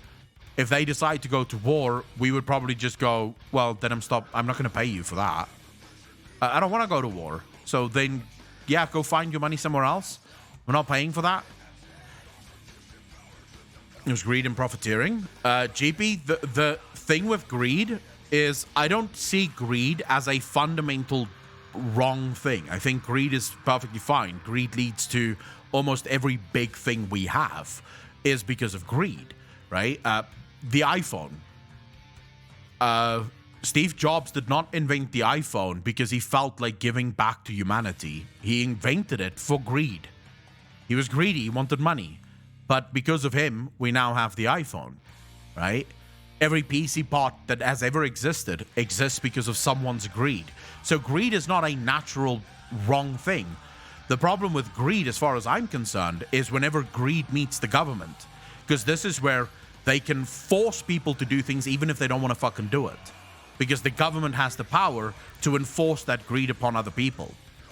That's where greed becomes a truly magnificently fucking horrible thing. Because now you're basically forcing other people into slavery for your greed, right? It's not a capitalistic idea. It's a human idea, GP Turismo. I mean, okay.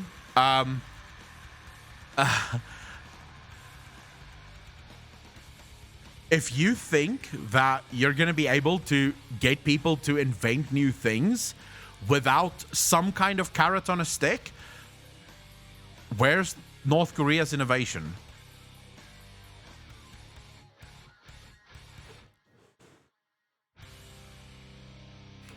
North Korea is your best example here.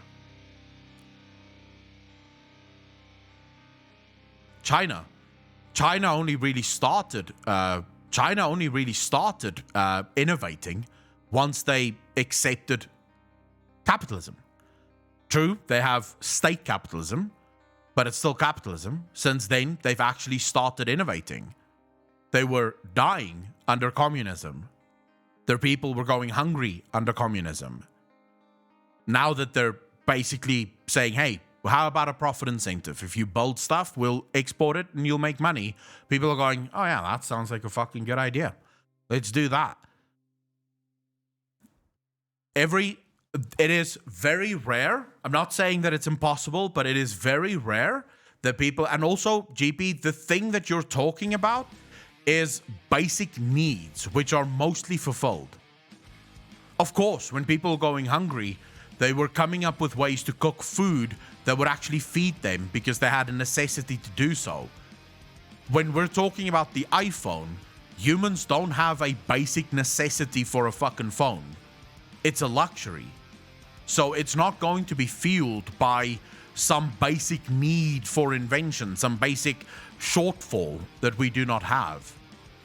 The fact that those things exist is not because of a basic need that humans have. It's because of greed. It's because people want to make money. And thanks to their greed, we get a lot of cool shit. Now, like I said, greed, as far as I'm concerned, only gets bad when you mix it with government, which inevitably happens, right? Greed gets mixed with government, and then you have a fucking horrible system. Capitalism has caused more global poverty than people like to... what?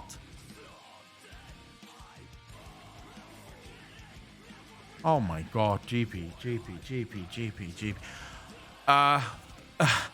Poverty the world over has been on a fucking steady decline for the last 30 fucking years because of capitalism. Every country that has accepted capitalism as its system have actually led more people out of poverty than any other nation.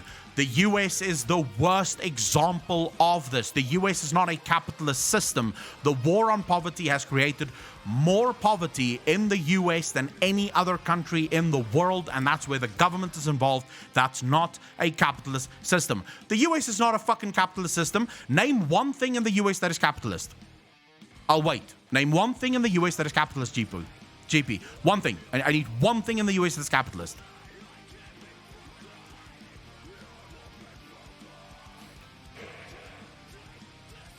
Get the fuck out of here. The fact that people have capital. Name one thing that is capitalist. You're making the biggest mistake of your fucking life, GP. Capitalism is a swear word that was invented by the socialists. Capitalism means free market. Name one thing that is a free market in the US. I'll wait.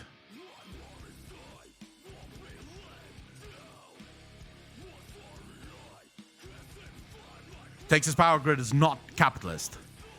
It's not capitalist. It's controlled by the government. The government has more regulations around energy consumption in Texas than any other sector almost. The housing market is not a free market. The government has more regulation in the housing market than any other. The 2008 financial crash happened because of the government being involved in the housing market. So the housing market was the result of socialism and communism, not of capitalism. The banking sector has more regulations than any other sector in the US, actually in the world. It's the most heavily regulated banking system in the world. It's more heavily regulated than the Chinese banking system, and you're blaming it on socialism. It doesn't matter where you live, you are wrong. The fact that you live in the US means that your education is failing you, because if you knew anything about capitalism, you would know for a fact that the US is the least capitalist country in the world. Places like Denmark, places like Sweden, places like Norway is far more free than the US. Far more free than the US. The entirety of the European Union is far more free than the US. The government controls everything within the United States, and you're blaming capitalism. I don't know how you're doing that. I do not know how you're doing that. It's like saying the patient drank poison. You know how we solve it? Give him more poison.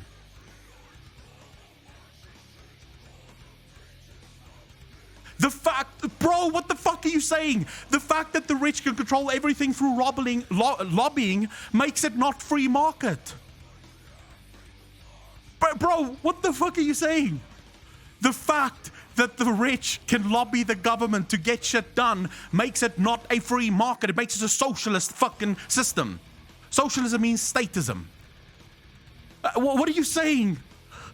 The very idea of capitalism is that the government may not be involved in the market whatsoever. So when the rich goes to the government and say, hey, help us out, we want to do things, that suddenly no longer a free market, because now the government is involved in the market, therefore the market is no longer free. What are you saying? I don't know what you're saying. It's insane to me how many people blame capitalism. Capitalism does not fucking exist. Capitalism does not exist. No country in the world has capitalism, because every government in the world controls the market. The market is being controlled by the government. Therefore, the government is the main player. There is no capitalism. You cannot blame capitalism. Now, when I say socialism, let me just be clear here. The idea of socialism as it exists in theory is not what we have today. Because governments, again, have become way too corrupt, way too greedy, and way too involved with business. It's not the socialism that most socialists want. That I agree with. But socialism is sadly the closest word I have for it. Although I should probably replace it with statism, because that's really what it is. What we live in today is a corporatist society. Corporatism is not... So it's not capitalism. It isn't. Herbal Strauss, thank you so much, dear one sub. Really fucking appreciate that. Welcome to the Fat Fuckers Club. Thank you, thank you, thank you. We live in a corporatist society. Corporatism is not capitalism. It's not late stage capitalism. It's nothing to do with capitalism, because capitalism is the idea of a free market. It's the idea that no one controls the market controls itself. The second you have a government that interferes with the market, you no longer have a free market. The market is no longer free. There is now someone else that is basically influencing the market, and every single time the government influences the market, millions of people lose their jobs and you create so many more poor people. That's the problem. The problem is government. Government has always been the problem, because government is the reason that people go poor, because the government doesn't know what the fuck they're doing, because anyone that looks at their president and thinks that's the smartest man in the room doesn't have eyes.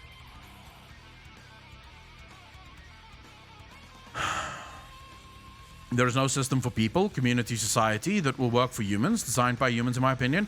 No, there isn't. But that's why the argument is, look, I'm not saying that I will never say that anarchy is a road to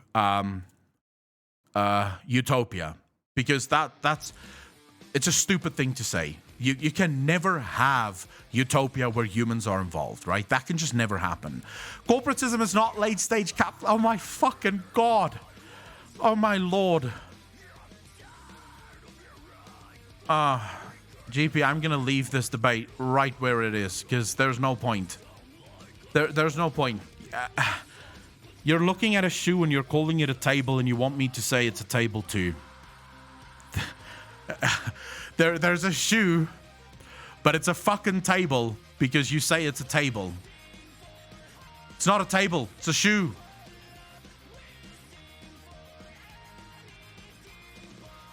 Peace. I hope your education gets better. Although I doubt it because the government controls your education, so it's not going to do well. But we'll see.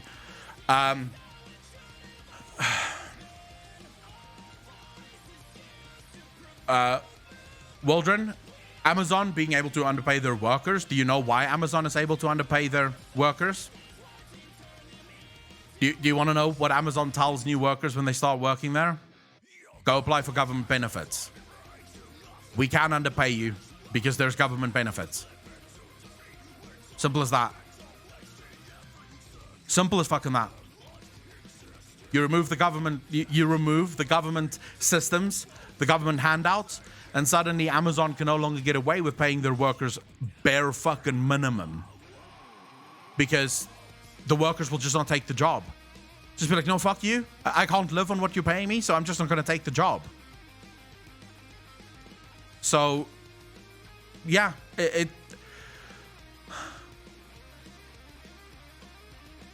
I also find it hard to accept the idea that unions are inevitably or in some way specifically not capitalist. What does capitalism mean? Anyone in chat, what does capitalism mean?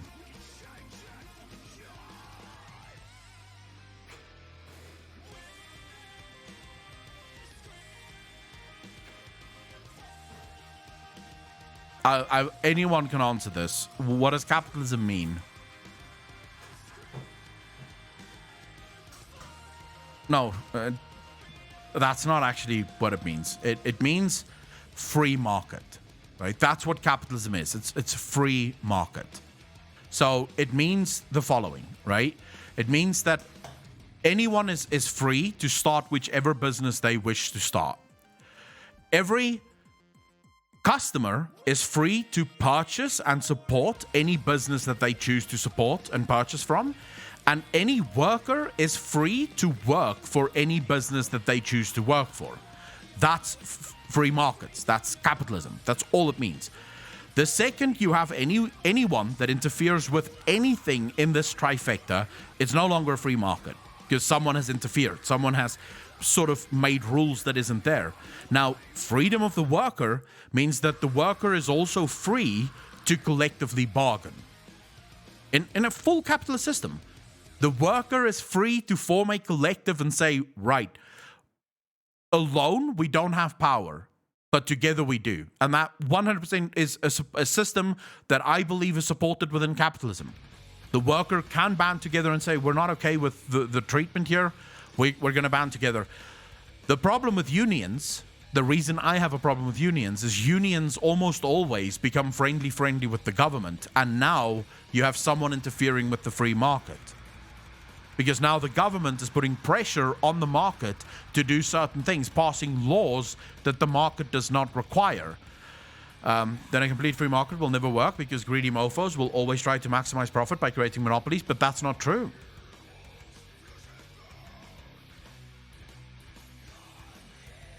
If you just look at evidence, that's not true. The evidence suggests that you're wrong, the Grey. Because there's more competition today, right, than there was 10 years ago in almost every single market. Yeah, but, okay. Are you again going to use an extremely heavy regulated market? Cable companies are extremely regulated. Most people thought that the bill on net neutrality was just a nice sounding bill. The bill of net neutrality was perfect for the big companies.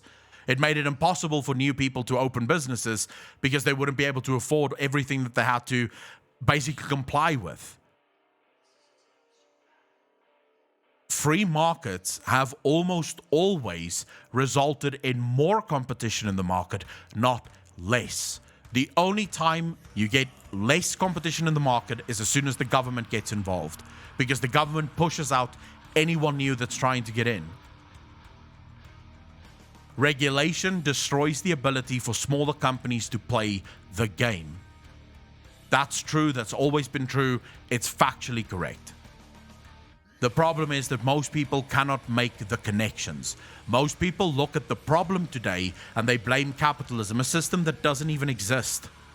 A system that doesn't exist is being blamed for the problems. It had nothing to do with it. Yeah, when you can't innovate, legislate. That's it. And most people don't make those connections, which is sad, because if people were taught to make the connections correctly, which I realize they're not, because most education systems are controlled by the government, what do you think works for the government best? That you're taught that the government is good, or that you're taught that the government is bad? What do you think works best for you, for the government?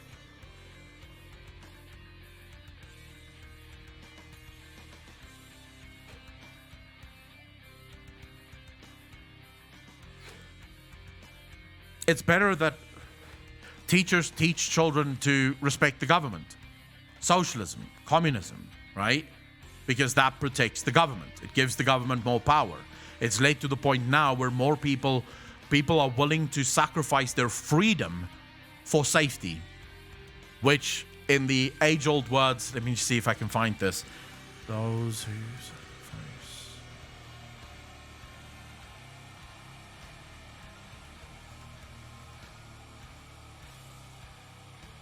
This is one of the best quotes ever, right? As far as I'm concerned, it's one of the best quotes ever. And I think it was Ben Franklin.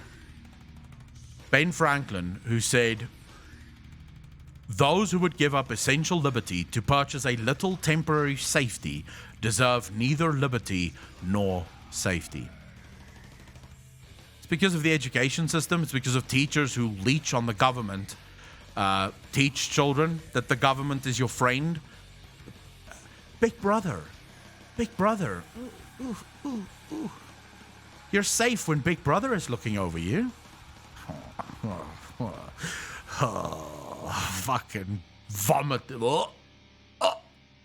I fucking loathe the government, bro. There are no words for my disdain, distrust, and utter hatred for the government. No words.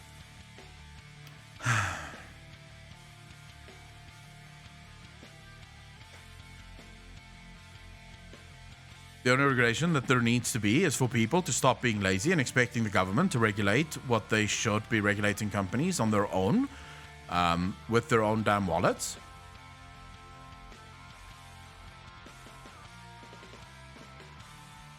No one said that 100% of anything could work. Waldron, the issue also with the argument that the bottom 20% would be exploited, isn't that exactly what's happening right now? Like I said before, in the end, every single rebuke of anarchy is simply a statement of the status quo. There is nothing that you can say that will happen under anarchy that isn't happening right now under the current system. The fact of the matter is we don't know if these things will happen under anarchy. There's a good chance that it most likely will not. Because in a lot of cases, the poor is kept poor by a government that needs a reason to exist. I can think of a few things that the American government can do tomorrow that will most likely abolish poverty within the next decade. They won't do it though, because that department will then stop existing. And the people that work for the department, whatever the fucking department is that controls poverty in the US, that department is filled by people that want a job. If they solve the problem, they no longer get paid. Therefore, they lose their jobs, which would mean that solving the problem of poverty becomes not the goal.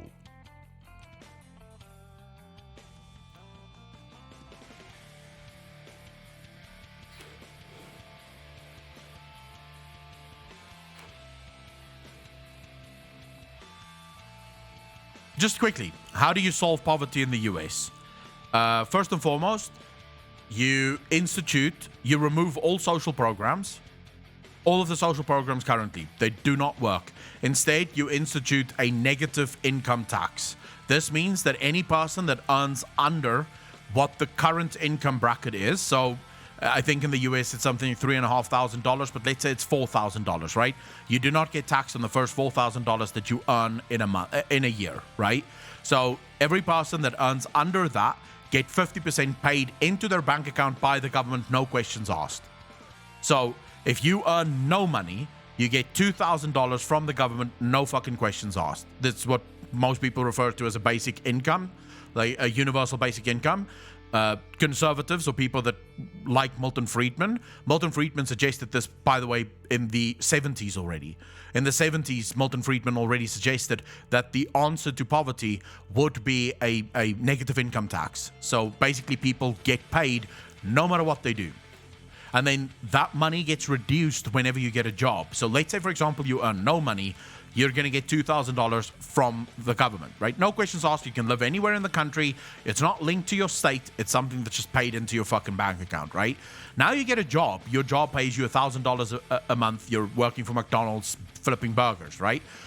You're still getting $1,500 from the government because you're only earning $1,000 a month. You need to earn $4,000 in order to pay taxes. So you're still getting $1,500 from the government. That means you now get $2,500. So you're up $500, right? You're up $500. Now let's say you get another job, a new job, and this job pays you $2,000.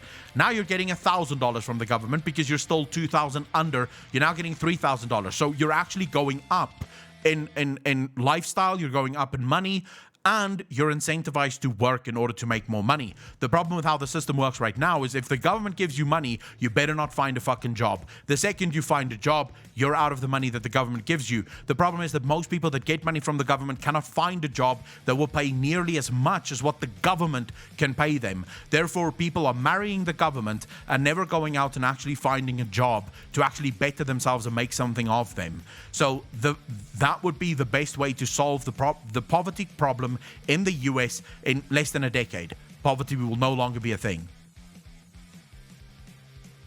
Tax havens and all the people profiting from it. Remember Panama Papers? The only thing that really happened was the journalist responsible being assassinated.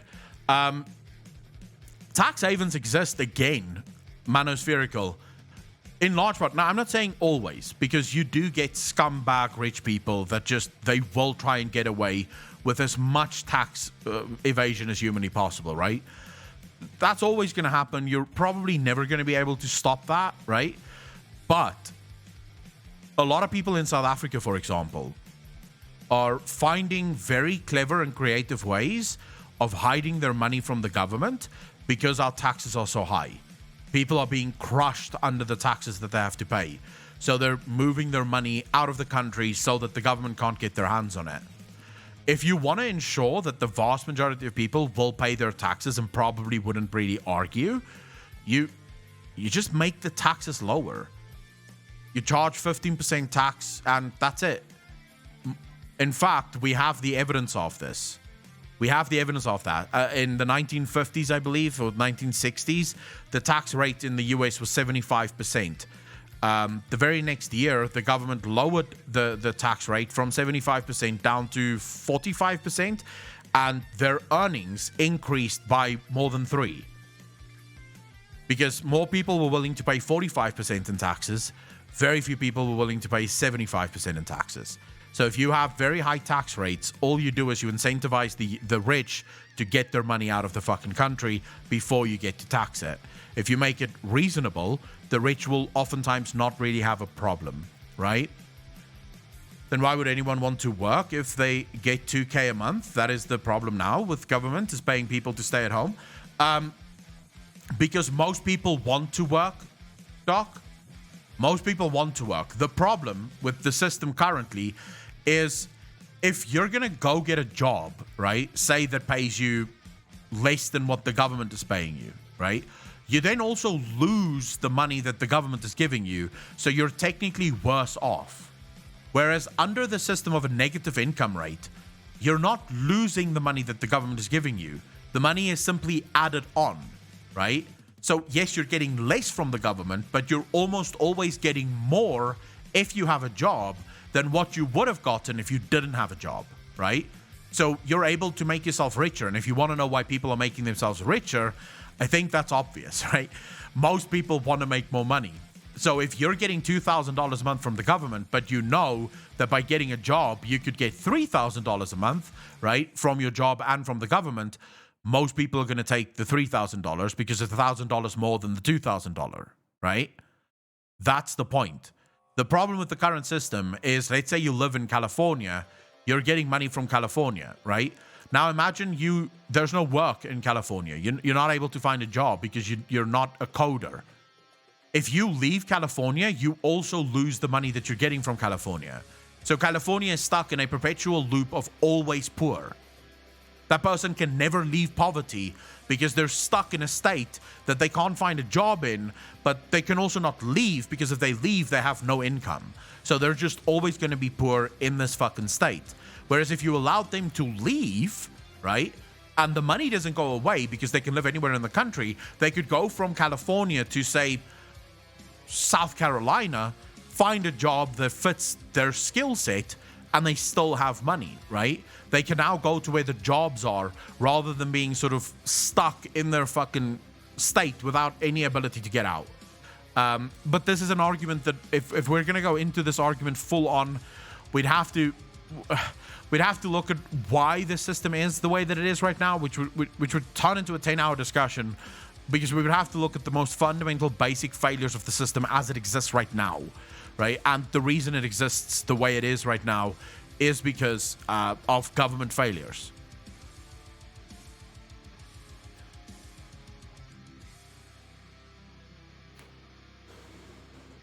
All I know about government and taxes is what not is the more I make, the more I seem to have to pay out in bills. People started realizing they are worth more than garbage pay that requires them to work multiple jobs or 60 plus hours a week to survive. The problem with those people now realizing that they deserve more is it's going to lead to the next big crash in the US. And this crash is going to be felt across the world. Anarchy is dumb. All you have to do is play it out. The minute you have no government, then you have no laws. Wrong. Bad people will steal and kill. Wrong. They do that anyways right now, so what are you talking about? People don't want to be stolen from and killed, so good people will band together to make rules for the bad people. Presto, you have a government again. But that's not what we're arguing against. And to Judas, I think you arrived very late in this entire thing. I'm not going to rehash everything, but if you think that what we're arguing against is rules and laws, you don't understand anarchy. No one is arguing against the fact that there should be rules and laws. What I'm arguing against is that you are not allowed to make the rules for me. If I don't want to live under your rules, I should be able to go, no. I don't want to live under your rules. I'll go find another place to live where the rules suit me better. But of course, people are always going to organize themselves. The problem that we have with government is national governments. So a single government that makes decisions for every city in the country. That's the problem with anarchy. That's the problem anarchists have with the current system. It's not that government shouldn't exist. We just want governments to be more localized. It's fine if you have a government, right? You're almost always going to have some group of people that get together to make some kind of rule set work, right? It's not that we don't want a government. We don't want a national government that sort of dictates top down how everyone else should live. That is what anarchy wants. And also, just to be clear, it's very difficult to attack just anarchy, because anarchy, the black flag, comes in many colors. There's not just one type of anarchy.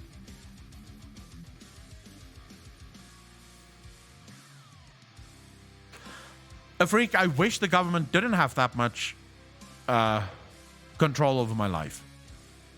Believe me, it would be my dream to have the government not be a big issue in my life. But when the government takes almost 40% of my paycheck, they become a real big problem in my life. And then I hate them for that. Nationalism is a thing of the past. I think nationalism is one of the stupidest things you can have. Jumanio, how you doing? Your Mac hate crime worked, really? Nice. A normal PC, Jumanio? I think nationalism is stupid because at the end of the day, I would rather live with people that believe the same as I do than live with people that were born in the same place as I was. Right?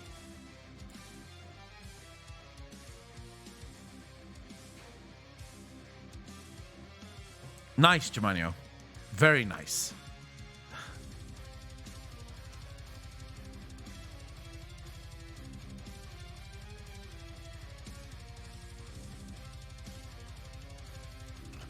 The gray in my country, it's not that high, believe me. There are people that get taxed far more than that because my government is the inevitable result of government. I do actually have a game that is all about anarchy. If you guys really want to see a game about anarchy.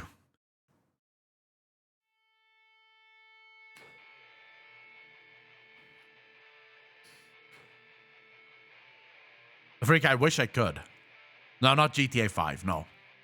This game is solidly about anarchy. At least you get the feel of anarchy because there is like they actually shoehorned a lot of things into modern day. Like the game has communism, it has capitalism, it has dictatorship, it has everything. It's like a cacophony of everything that could possibly go wrong.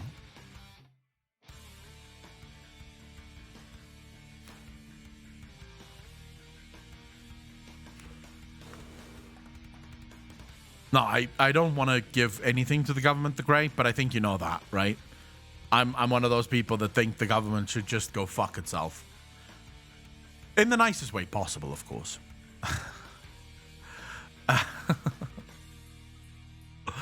Yeah, I'm a little bit, just a tad anti-government, right? Just a tad.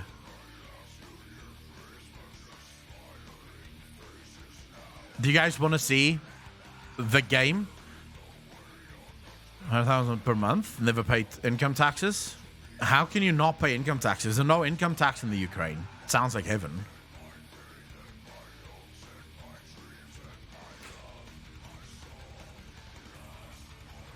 Not 2, no. Cask, you're almost right, but not 2. There is, I just don't pay it. You see, the problem with not paying your taxes is once the government gets hold of you, you get fucking wrecked. Because then they get really pissy. They don't like when people don't pay taxes. It's one of the only reasons I wouldn't not pay taxes because, yeah, the government can make your life a living fucking hell, especially here. You can get locked up for a long time not paying your taxes. Really long time.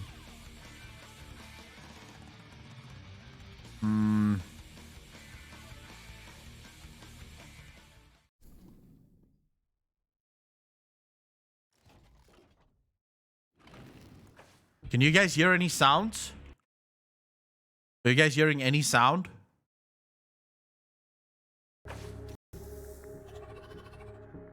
How about now? It's a dangerous way to look at it. It's a very fucking dangerous way to look at it.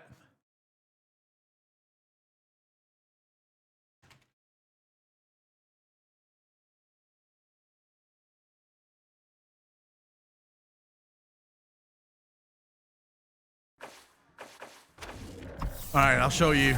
I'll show you what a true anarchist game looks like. Like proper anarchist. I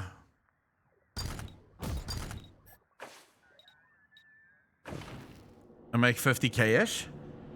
Toll roads were supposed to be temporary too and minimal for upkeep. 33% in which tax bracket I'm from and just moved to property tax are exactly the same for me now. It's been a I don't know what you guys are talking about. The Desert Rangers. When the world ended, They tried to bring some order to what was left of Arizona. But then, the Cochise AI woke up, and they found themselves in a fight to the death with its robot army. In the end, they had to nuke their own base to kill the damn thing for good. I'll answer you now, Enoch. Been hard going ever since. Then, the Rangers heard from a fellow calling himself the Patriarch. Said he owned Colorado. You have to listen to this, by the But way. his kids were trying to steal it from him. And if the Rangers were to come and put him in their place, he'd give Arizona all the food and supplies it needed to rebuild and survive.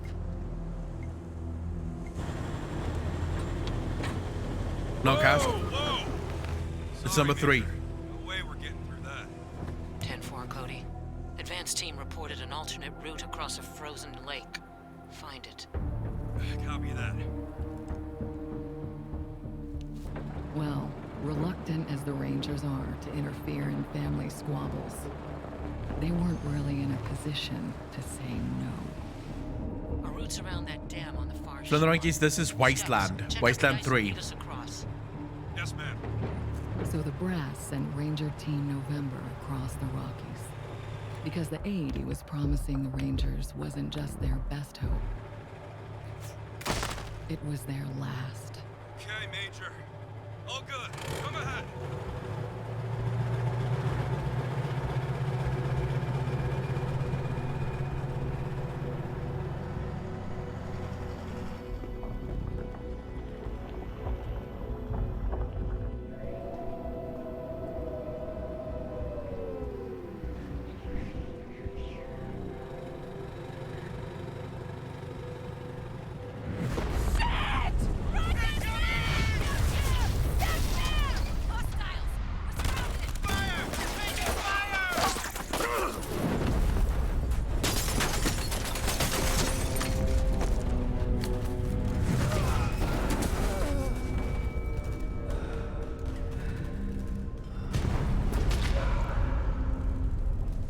I've not played, I have played Fallout New Vegas, but I'm not a huge Fallout fan. Modern Marvel. Yeah. I should probably give it a go. It's been a rough road lately. But that's the thing about the Rangers. It doesn't matter how hard it gets, or how many of them fall. They keep on fighting. Yep, that's us. That's us. We're the Rangers. The Rangers never stop fighting. We're the Rangers. We never stop fighting. That's it. Pay attention, class. All right, let's see. Create custom characters. Identification. Let's call them Aspect. Shoot! Choo-choo! Here comes the pain train. Come and get it! Is the sound good scumbags. enough, or do you want me to turn it up?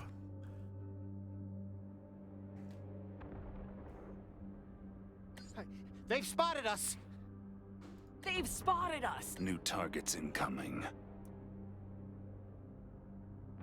It's Mr. Krabs. Background.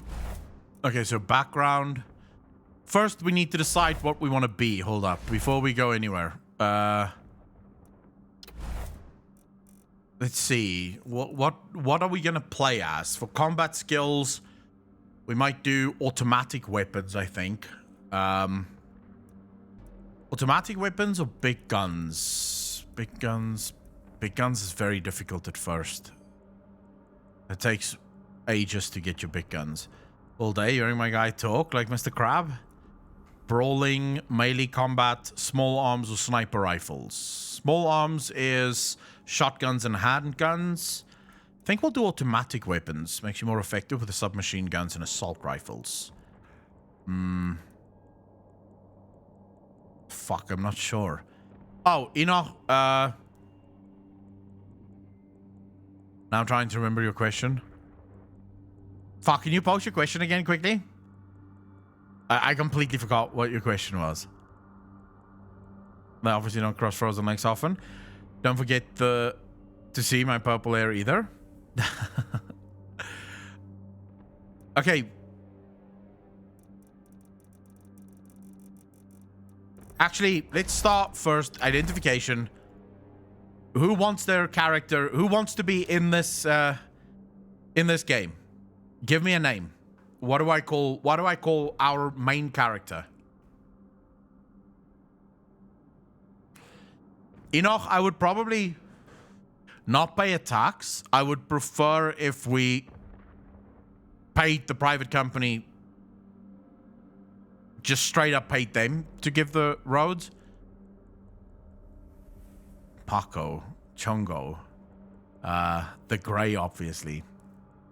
Bend over. Sniff. Biggest Dickus. Dimitri. Tav. Yeah, let's go with Tav. The accidental name we had the other day. All right, we'll go with Tav. Now we want to get a skill. I think for this one, we are going to go into...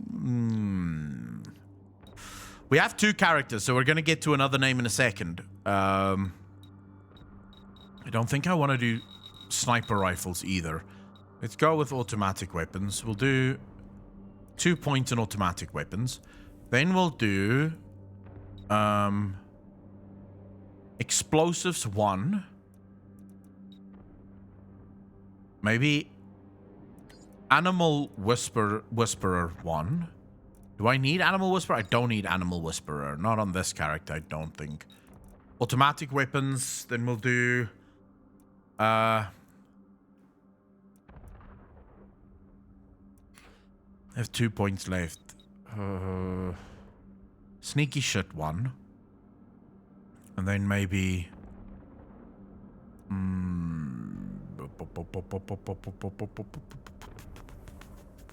Let's go 1 with nerd stuff, right? 1 with nerd stuff.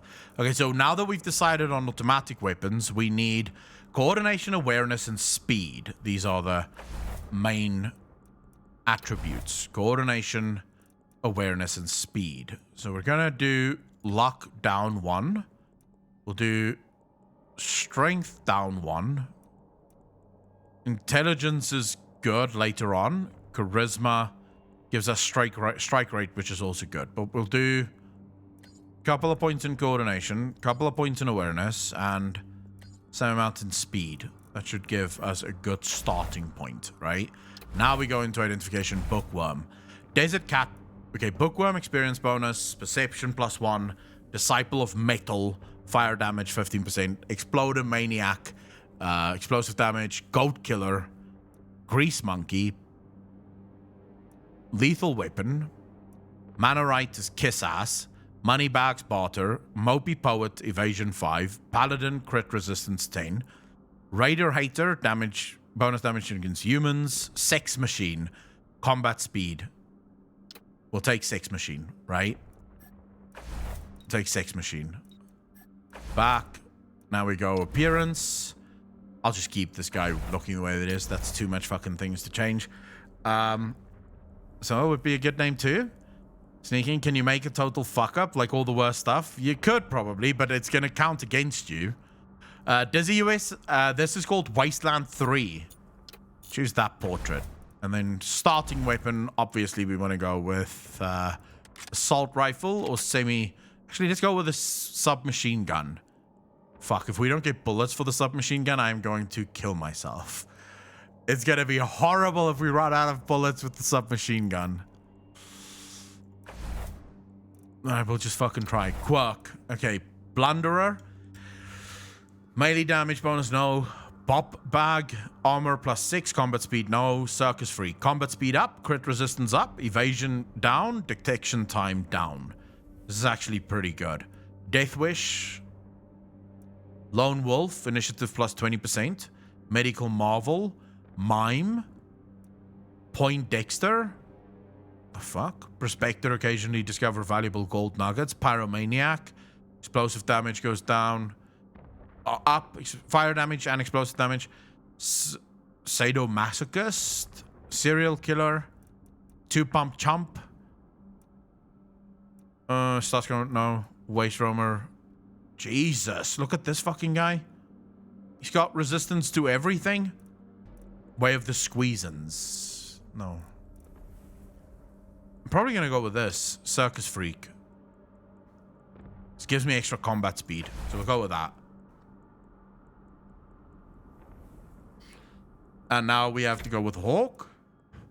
Hawk will make a female. And what are we going to call her? Merkel. Will we call... Okay, so we're going to call the woman Merkel. All right, chat. Merkel.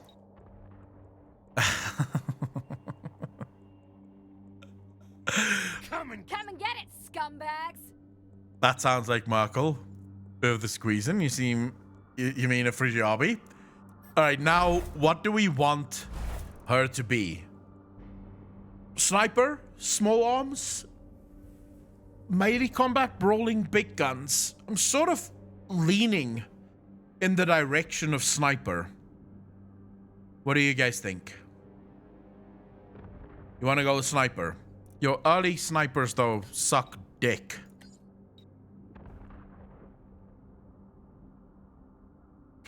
Valadriel. Okay, for this one, if she's going to be a sniper, Animal Whisper is good. Then we need lockpicking. And what else would be good with a sniper?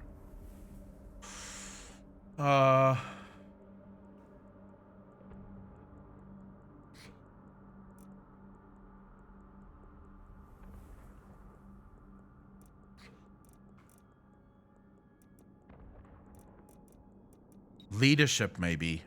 Would leadership be good, though? Maybe not.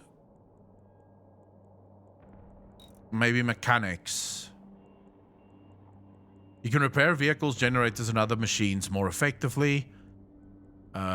Explosive expert. Did I take explosive expert on the previous one, or did I not take explosive? What did I take on the previous character? Hold up, I need to fucking check.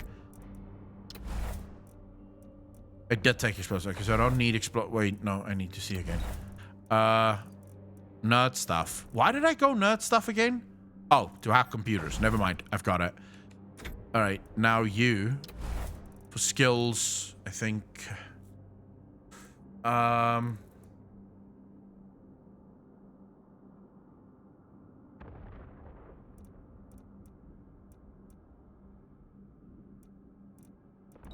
Let's go with leadership. Fuck it.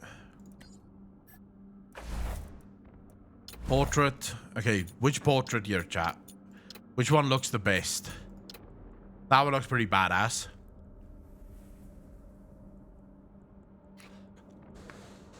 You don't really see your characters, so don't worry about what they look like.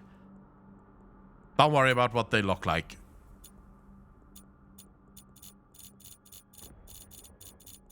Let's go with that one. Would you want to live through a post-apocalypse if you had the supplies and shelter? It seems fun to me, yes. It does seem fun to me. We went for sniper rifle, so obviously she needs a sniper gun. Sniper rifle, there we go. Okay. Attributes. Fuck, I can't remember what snipers need. Intelligence, awareness, and luck. Right. Intelligence, awareness, and luck. So coordination can take one away. Take strength one away. Take speed one away. And then we'll go intelligence, awareness, luck. Maybe one in charisma, and we'll put one more into awareness. Just so we make sure we fucking hit. And then, wait. The fuck? Oh, I got... Oh, shit. Okay, 3 more points. Put that there. Maybe put that there. And then... Don't want to put too much in that. We'll go with... Animal Whisper, one more. Quirk. Okay, what quirk? There's one quirk that's good for snipers. I just can't remember what the fucking quirk is called. Clumsy Snipe seems legit. Takes breath to take shot. Falls out of tree. Except for the poison gas. Tav Anarchist, the sex clown. Exactly. Merkel has to get points in leadership. seems about right. Okay, let's see. Blunderer, armor, no. Circus freak, no. Death Wish. Death Wish is good, but then I can't wear armor. Getting extra action points is always good, by the way. Always going to be good. Because sniper guns take a lot of action points to shoot. But then I can't wear armor, and that seems like a very dangerous thing. So I'm basically going to get fucking wrecked, right? Medical Marvel. Mime. Poindexter. Prospector. Serial Killer. Two-Pump Chump. Waste Roamer. Way of the Squeezins. Waste Roamer. No. We're gonna have to take, I think, Doomsday. No? I think we're gonna have to take Death Wish.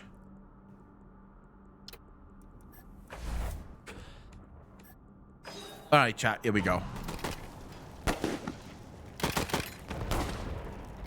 Look at my fucking clown.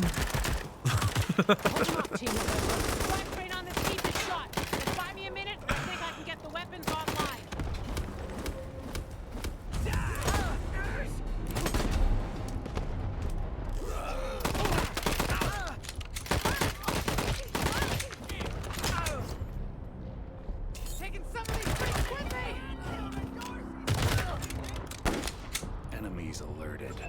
Right, chat.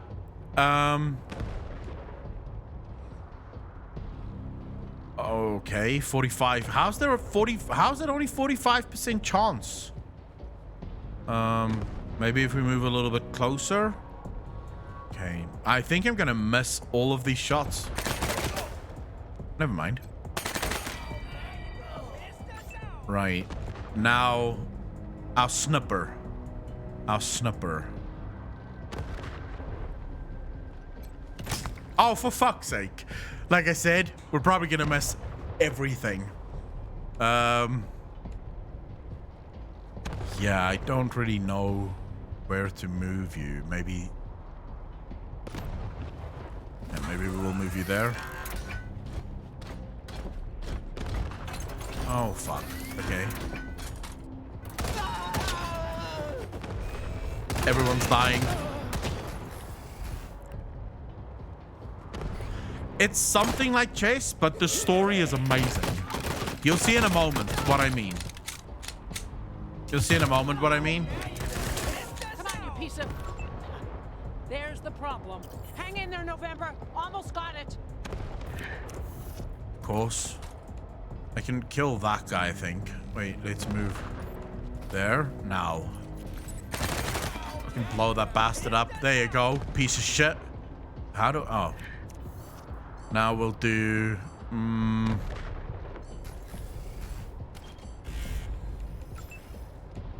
Okay. Who are we?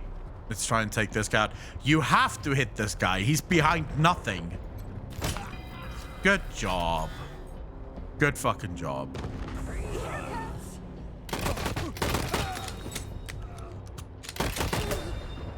Remember these, the name here? The Dorseys? They're gonna be important in a minute.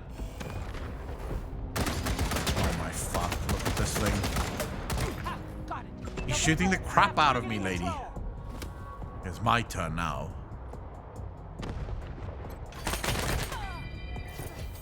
Good job, me. Can I aim this?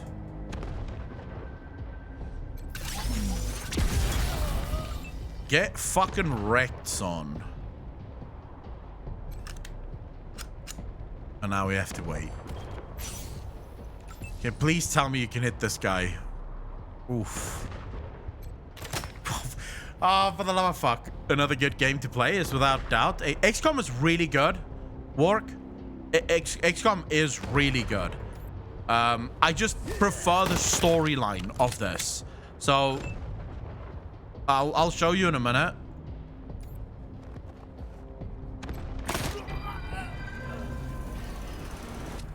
For me, I love this combat style. The combat style is amazing. Tabisik, how you doing, bro? If you want to live through this, we gotta take out the bastards with the rocket launcher up on the dam.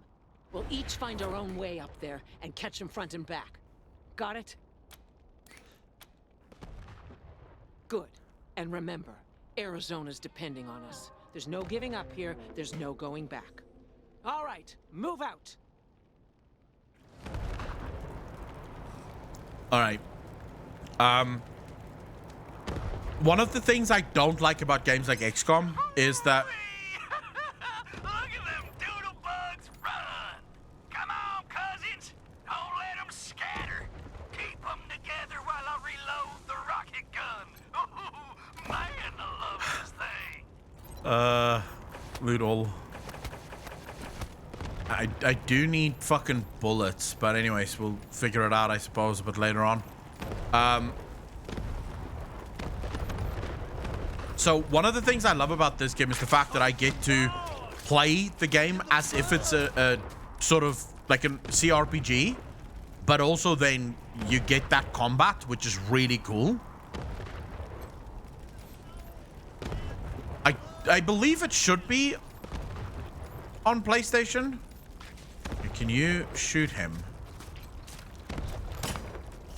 Oh, for the love of fuck, are you serious? You missed? Bitch, please.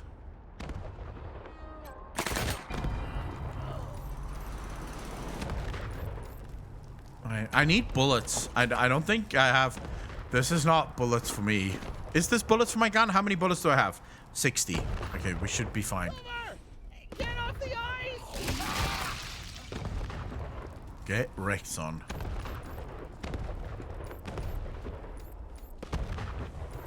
I don't know if this is on PlayStation, to be fair.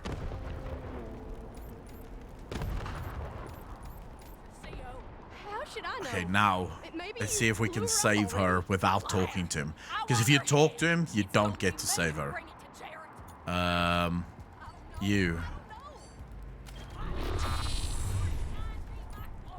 Get that fucking gun off of me! Oh my God. I don't know! Stupid Kale!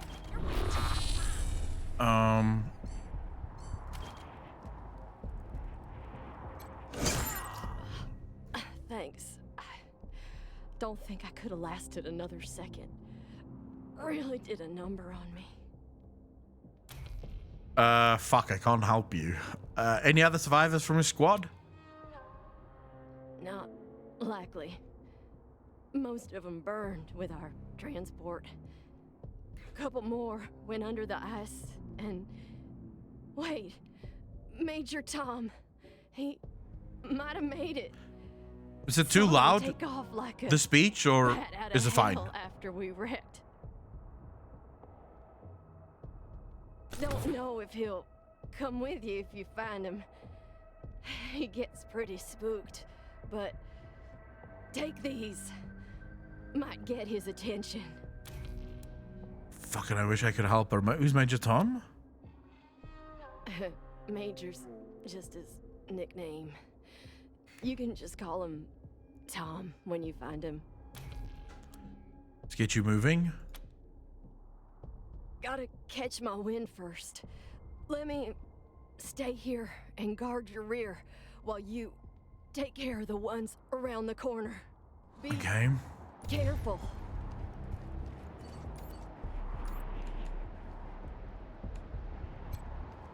What do we have? A key. Well, how much fun is that? Bullets. Got bullets. Loving it. Another container. Go. More bullets. Is that bullets from... Okay, I've still not... What bullets does this thing use? 9 mil. Fuck. Yeah, I don't have... We just want you to know how proud we are of you, and that we'll be praying hard for your safe return. Okay, this fight, I don't think... Blood! Blood for the deluge! Yeah, you can't save this cunt, which is sort of sad. But let's quickly see if we can do something here. You won't be grieving long. Murders! Sick fucks! I love the dialogue in this game. But okay, we need to move in Sneaky, sneaky.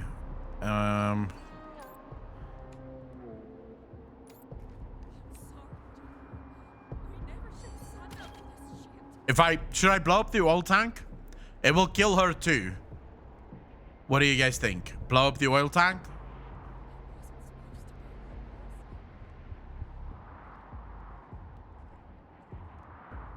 One chat. I'm waiting for someone to tell me how we should take this fight.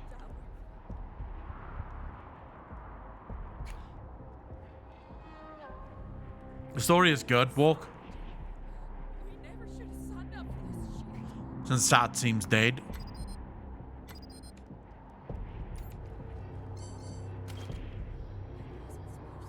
Let's wait for that guy to get go.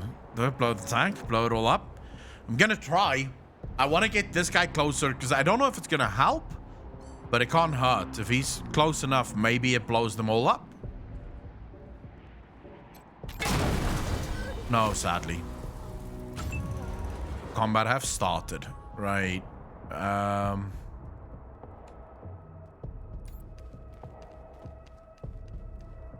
for fuck's sake. Alright, we'll just do ambush.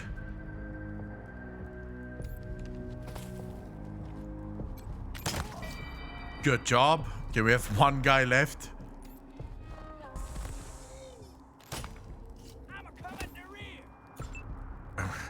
I don't think that guy knows what he just said.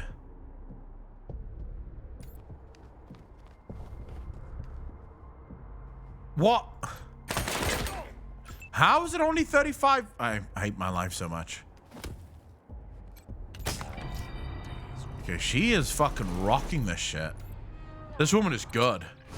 I like my, I took an outflow pipe through to the far side of the dam. Looks like I can get up behind those yahoos on the top and take them unawares. Let me know when you're in position and we'll... Shit! Incoming fire! Taking cover! Why are you running into the fire, you stupid moron? There we go. Heal yourselves.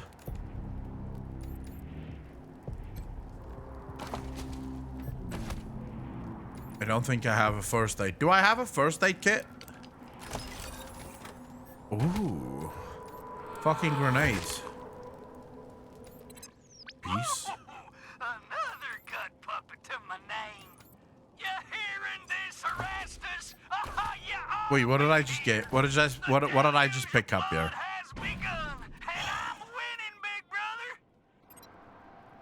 We need a rocket launcher. We're gonna cause some shit here, chat.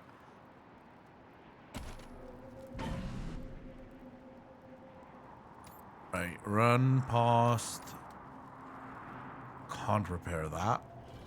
Can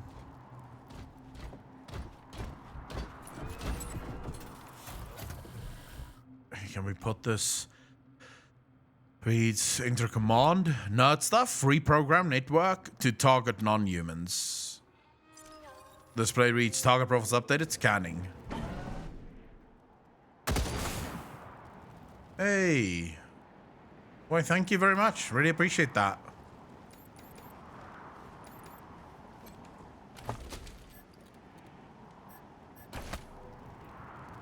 I hate the fact that it's...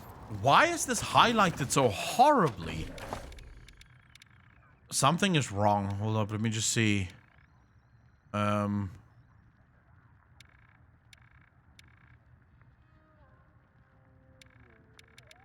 follow mode. I need this not to be so in my face. Interface. Text size. Highlight nearby objects. Highlight full.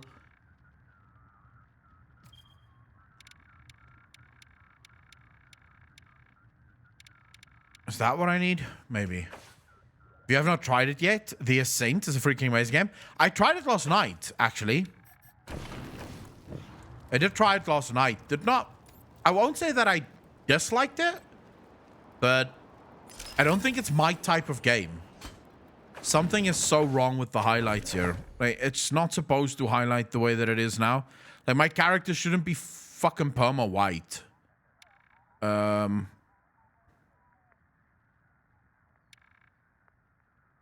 It's scrolling. Interface. What's this? If highlighted characters and objects will have an inner full effect. Yeah, off that immediately.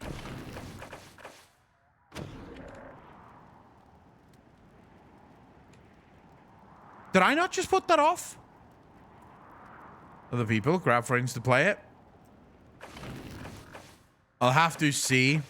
Because it's not, like... Is it... Was the game designed for controller, Raid Collective? Because it feels like it was designed for a controller. Rather than... Like, mouse and keyboard feels very clunky.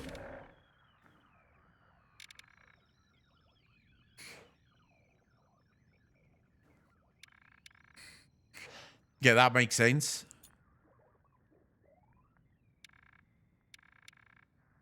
Combat icons, subtitles, multiplayer chat can be off too, because I don't give a fuck about that.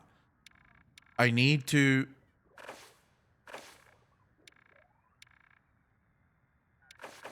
display... Is there any way for me to not be completely fucking highlighted the whole time?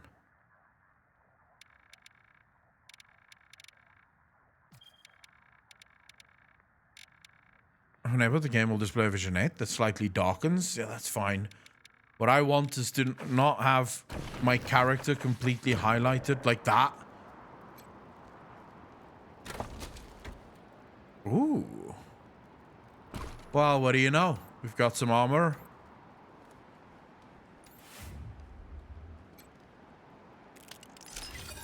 That's my fucking bomb now. A new submachine gun.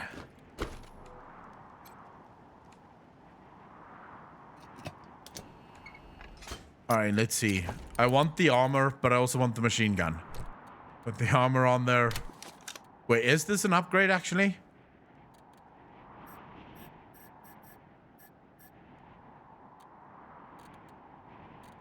I can't remember. How do you... There we go. Yes, this is an upgrade. But what bullets does this one take?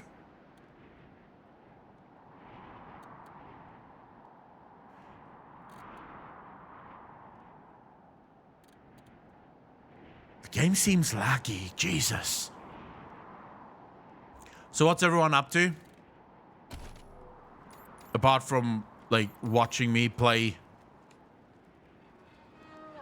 this, of course. Maybe it is the highlight thing. Maybe that's the thing that's making this fucking stupid white bullshit.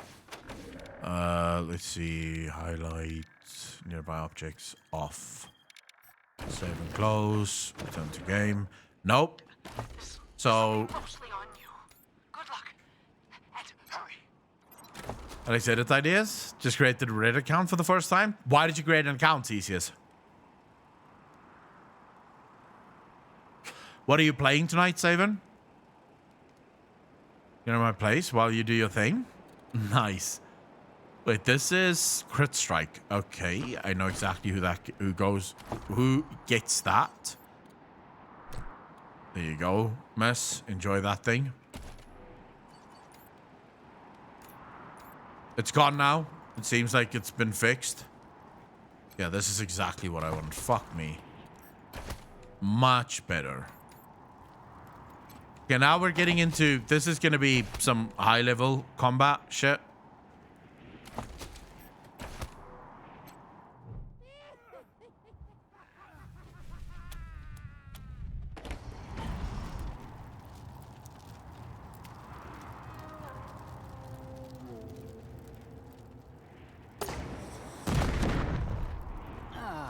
Damn it.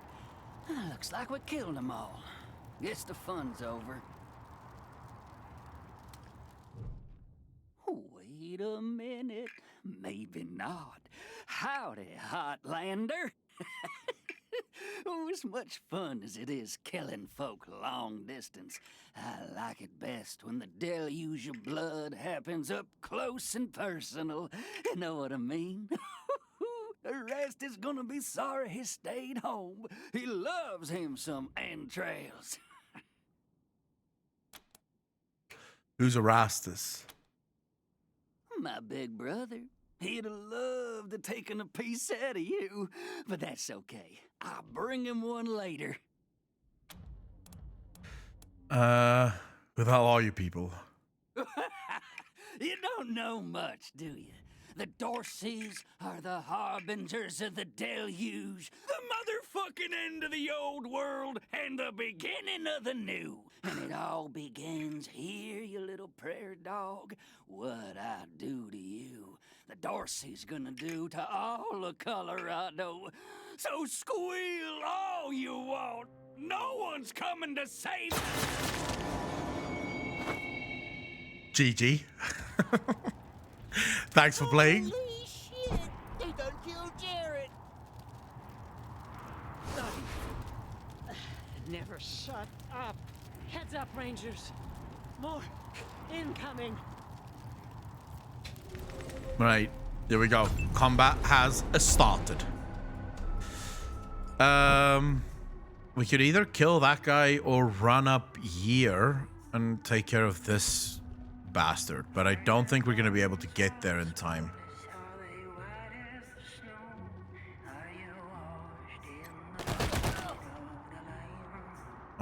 Fuck me. No, don't hide there.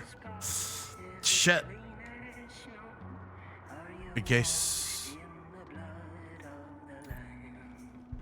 Yeah, we'll just hide there. Move there. What's our chances? Okay, this is gonna be a fucking mess. Yeah. God damn it!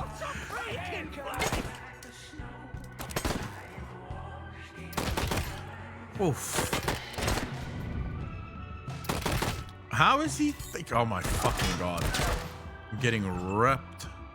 Okay, let's run out. Now, you and me, brother. I fucking wish I could shoot you again.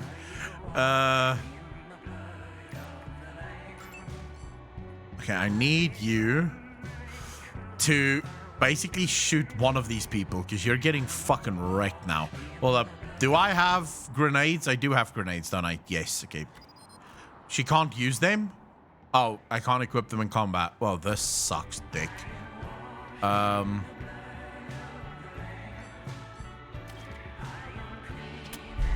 heal.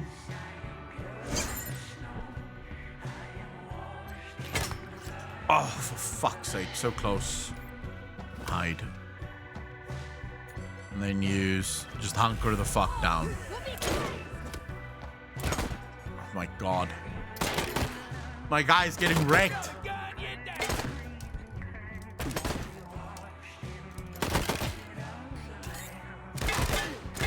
The fuel tank isn't gonna blow that up. That's the problem here.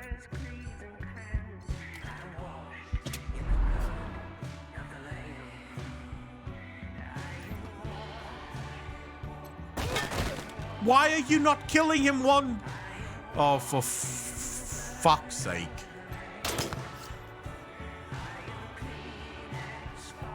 I don't think my people want to fucking do things. No, it's not quite permadeath.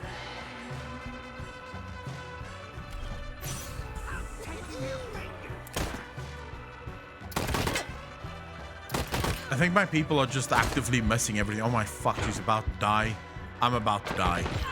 Jesus. Why are these people so horrible? Okay, well, that worked out rather well.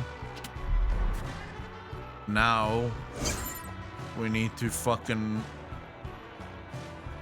Can we make it? I think we can. Let's see. Internal bleeding, of course. Quick, hypno yourself. Good job. Fuck me. With clowns, you expected more? You guys sympathize with the cannibals? It feels like it. It feels like my guys are working for the cannibals. Oh, for fucking Jesus Christ.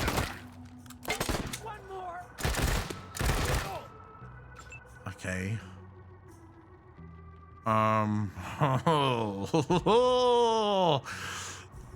Merkel is not doing well.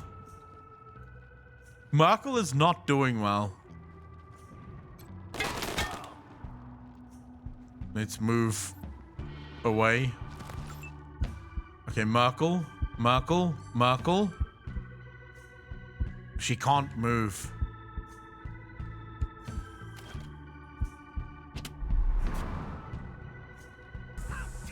She's gonna die again. Please miss everything now. Miss everything, for the love of God, miss everything. Please. Don't hit her. You better sniper than leader. She's horrible.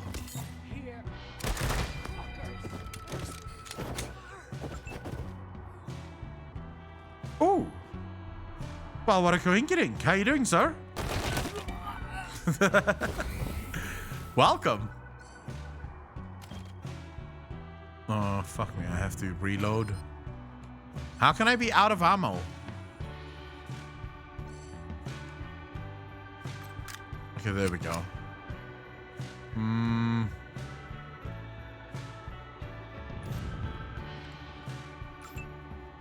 Right. Take someone the fuck out. For the love of God, take someone out. Can I run somewhere that would increase my chances of being able to kill these people? I don't think so.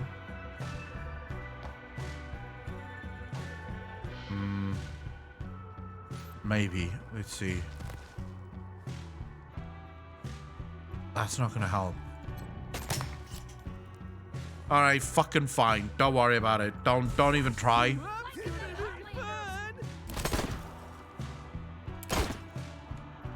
Jesus. Oh, for the love of all things that are holy. Thank you, lady. Now you and me. Oh. Right. Everything, of course, you have ammo. Sniper is clearly best. Sniper is only good when you can actually fucking hit things. Because you could just see it. My guy couldn't hit shit.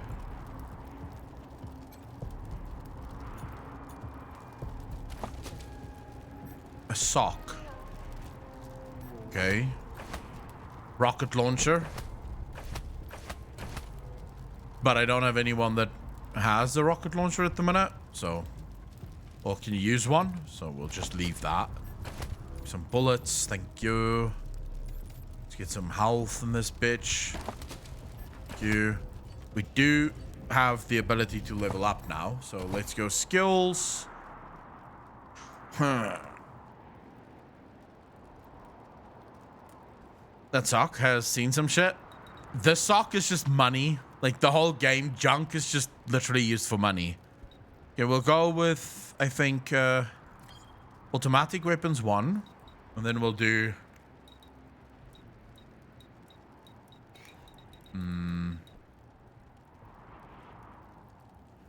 maybe do explosives 1. And,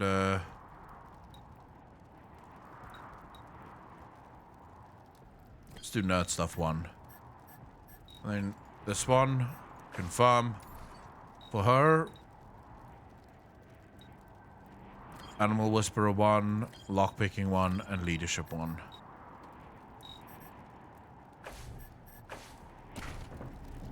Right. She is also fucked, so hold up. We have to heal her. Quick second to heal.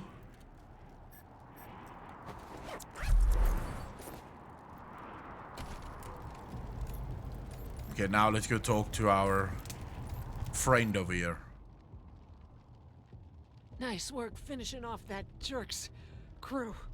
Did you find any other survivors? Yeah, 1. Private Bell, she should be here soon. Bell's a good kid. Thank you. You did well. Now... I'm bleeding all over the paperwork. We need to head for Colorado Springs. Establish a headquarters at Peterson Air Force Base. Support the Patriarch, no matter what. You guys will see in a second, the Patriarch is just not a trustworthy individual. We do that, and the Patriarch sends aid to the Arizona Rangers. We don't, and the Rangers are fucked. That brings me to the secret orders. Uh-huh. How secret? Who else knows about them? Only me. Got them from General Woodson. Okay. Just watched a YouTube video about WoW subscriptions. I really appreciate how you stand up for women, and I am impressed with how serious you get. Just my little thought of the day. Tokenist, thank you very much. Really appreciate that. How you doing? When we first heard from the Patriarch, General Woodson sent an advance team to Colorado, led by Angela Death. But they went dark. We have to find them. What do we know? What do you know about this Patriarch? Okay. Not much yet. He's the boss of Colorado. He's rich, and he's willing to share food and supplies with Arizona in exchange for a little firepower. So we better not mess this up. All right. Tokenist, I'm very good. I'm very good. Thank you so much for asking. Keep her bleeding there. Well, what am I supposed to do? I'm not a doctor. I took no points in first aid, so I cannot help her. One fucking bit. Who's Angela Death? Part of the Ranger squad that took down Base Cochise 20 years ago. Only one who's still alive. Now, to give you guys a little bit of insight, Angela Death, you meet in Wasteland 2, right? You meet her very early on in Wasteland 2. Angela Death is part of the squad that you play as in Wasteland 2. So this story takes place about 20 years after Wasteland 2. Now Angela Death is somewhere in this fucking world. Almost died on a mission in California, but she found her way home. I can't believe they didn't tell you about her in training. Patrick, how you doing, bro? Give me a second. Catch my breath, and we can go. Yeah, you're not going anywhere. Just how bad do you think the wounds are, Major? Holding her guts in, but she doesn't look down. Doesn't matter how bad my wounds are. Katrina Stars, how you doing? Here. Why is it shitty, Catred? I'm playing Wasteland 3. Kill her. So you want me to kill her, okay? You strike without warning and her death is quick. She never sees it coming.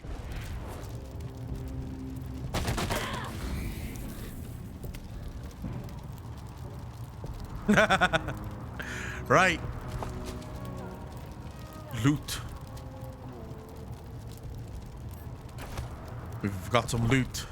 It's kind of overkill. Yeah, I didn't have to do her like that, I think. This gives me combat speed and some armor. Don't mind if I fucking do. But then we can also... Oh, she can't wear armor, can she? Shit, I forgot. Fuck. Let's get hard ass in here.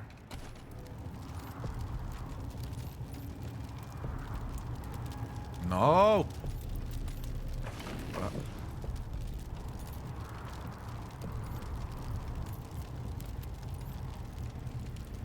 Okay. We're gonna get to the Patriarch now. Warrior Clown. It's one of the things you choose, like one of the perks you choose. It gives you extra stats, but that means you wear a clown armor. Like once I get a helmet, it will no longer be noticeable. Don't worry. Oh wait, I have to talk to Major Tom. As you get close, you see the cat has a dog tag rather than a collar, which is embossed with the name Tom. Animal Whisperer, ground control to Major Tomcat. It's time to leave the tree branch if you dare. No. Tom knows which way to go. He really made the grade. Good job, Major Tom. Good job, brother. And now we get perks. What do we get? Strike rate plus 2%. This is Wasteland 3. Jared's dead! They killed him! Gunned him down like a dog! What? No! No! If I ever catch who did this, they're dead! Every last one of them dead! You hear me? My brother will be avenged! Sure, bro. Was that Major Prasad? They got her? God damn it. Fuck this place. Fuck it. Yeah, it sucks. Here we go. Is your Bowie knife, obviously. Think the clown nose will be standing out from the helmet? Luckily it doesn't, but here we go. Rangers, you may approach the Patriarch. We're gonna meet the Patriarch now. 3 when there were 50. Cold logic says I should turn you away. That there aren't enough of you left to do the job at hand. But that Dorsey ambush was my fault. And I owe you more than explanations and apologies. So, here's something more tangible. The Dorseys didn't just attack you. They attacked my city. This Phoenix, thank you for the follow, dude. Really fucking appreciate that. Burn down our jail. If you want some vengeance for what was done to you, he's yours. You talk very slow, Patriarch.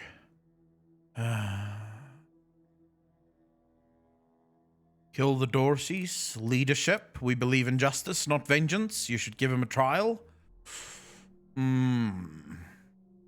Which one, chat?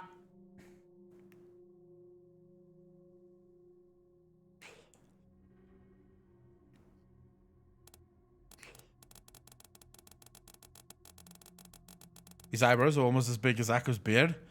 Yeah, he's got like monster eyebrows, Macmillan. Like proper monster shit. Let's try leadership. I don't know if it's gonna work. How civilized. Around here, we save trials for those whose guilt is in doubt.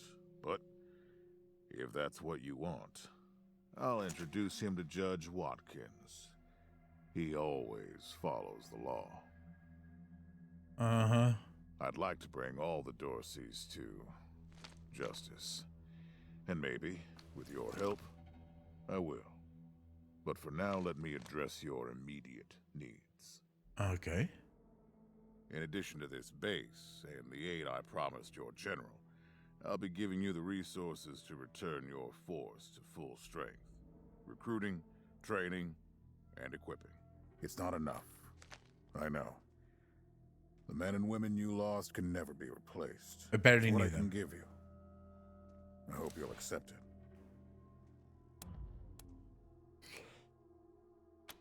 Okay. I'm glad to find you so amenable. I hope that means we're going to get along. Yeah, we'll see. I'll fucking decide. Introductions. Look at that fucking My name hammer. is Saul Buchanan. I own Colorado, though you'll meet some who disagree. This base is your new home. From here, you'll aid my people and, more importantly, do the job I brought you here to do. Now, yes, Joe? Pardon, Patriarch. It's Daisy. An update on the Garden of the Gods? All right. Sorry, Rangers. Still putting out fires. Two of Okay. my best are waiting for you inside. Darius Kwan of the Marshals and my old friend Sergei Greatsky. Go see him. I'll be in when I'm done here. Right. Okay.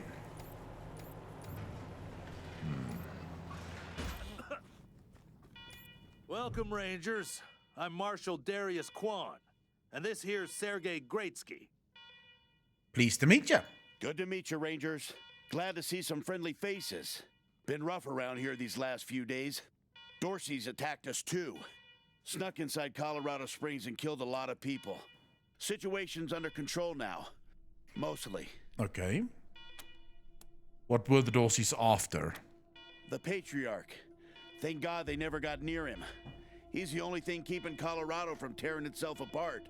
Okay. And sorry about these alarms. Something must have triggered the old security system.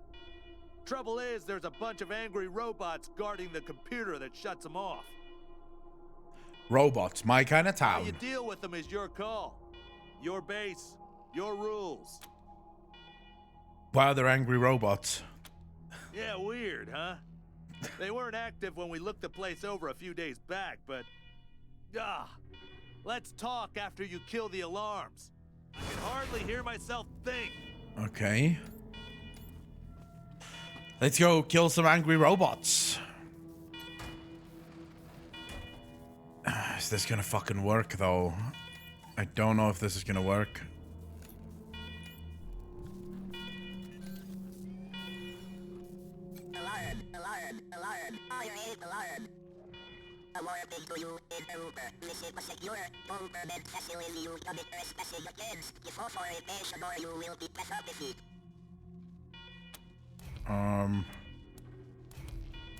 We can either fight these or we can use sneaky shit. Your security system is showing signs of neglect. We're from IT. We're here to fix you. Think we'll do that.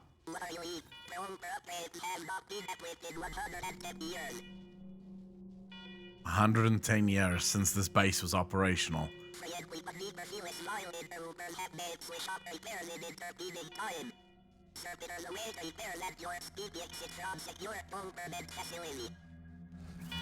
Okay. Why, thank you. Alright, what do we have? What do we have? Lockpick this shit. Ooh. Old journal. And an empty can. Give me money. I like it. Ooh, fucking lots of shit. Oh, now we're talking. This is the real shit. Now we're getting some real fucking loot. They definitely upgraded the loot, like 100%. Combat critical chance +2, armor +3. There we go. No more clown head.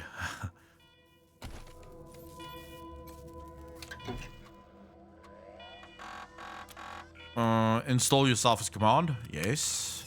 Camera flashes, and now we're done.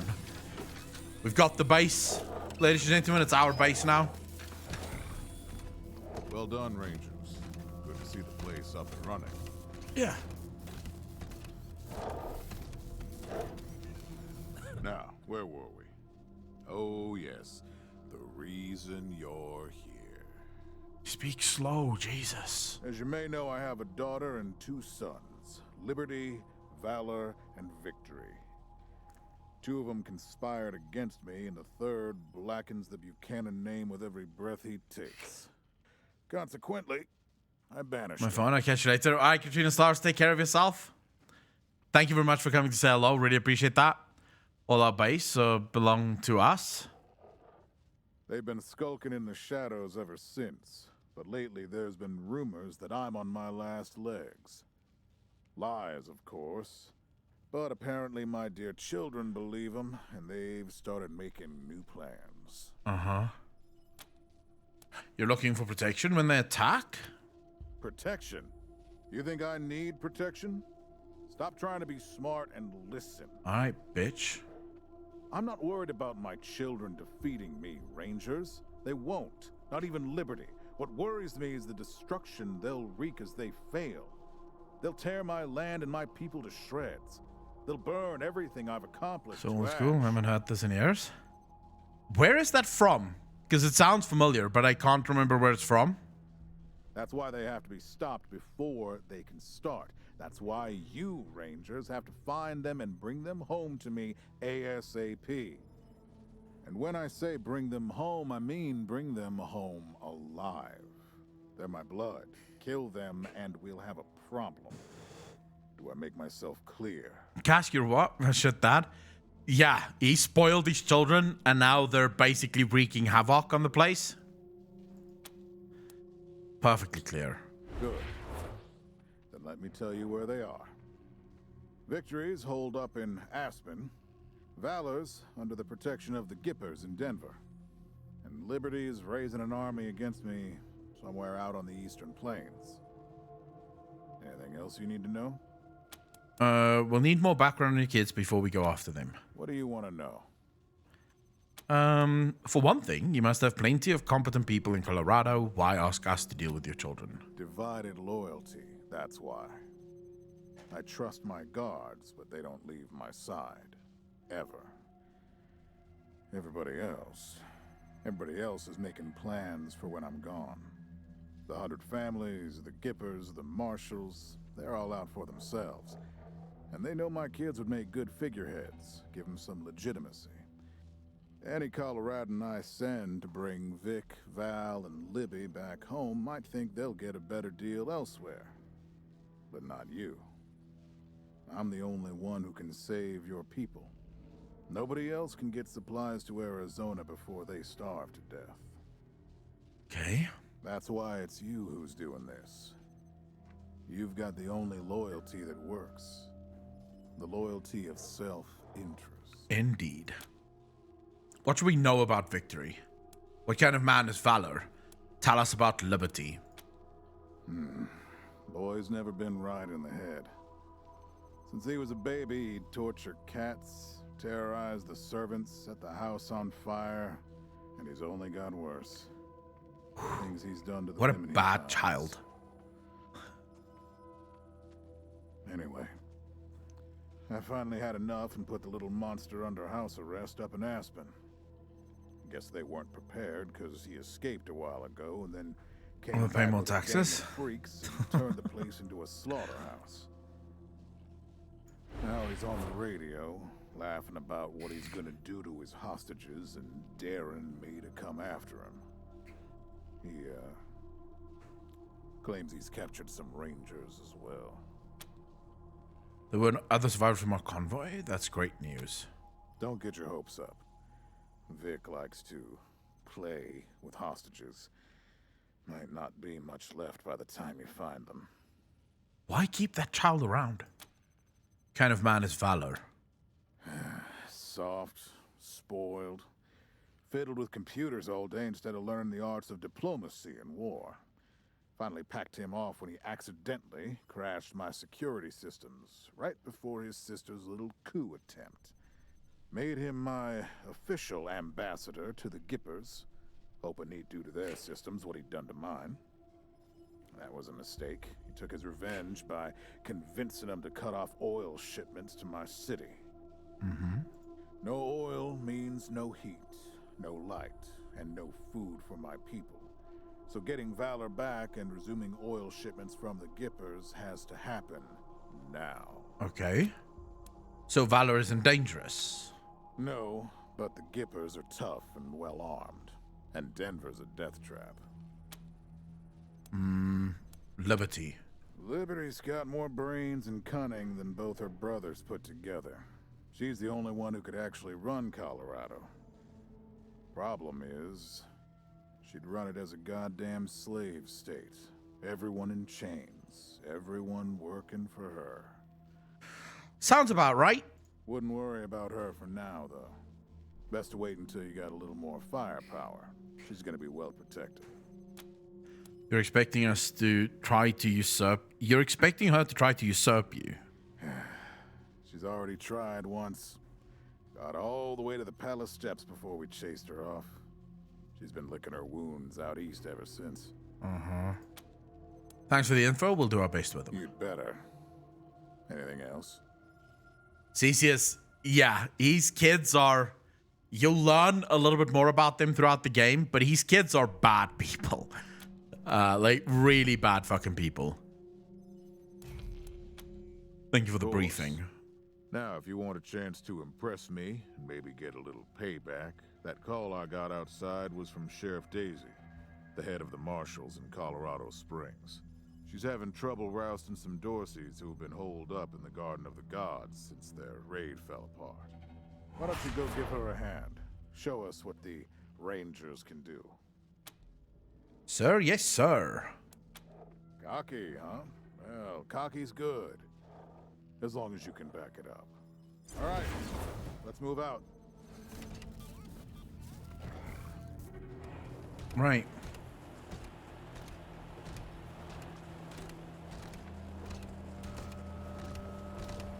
This sounds fun. Fucking slow start. Really slow start.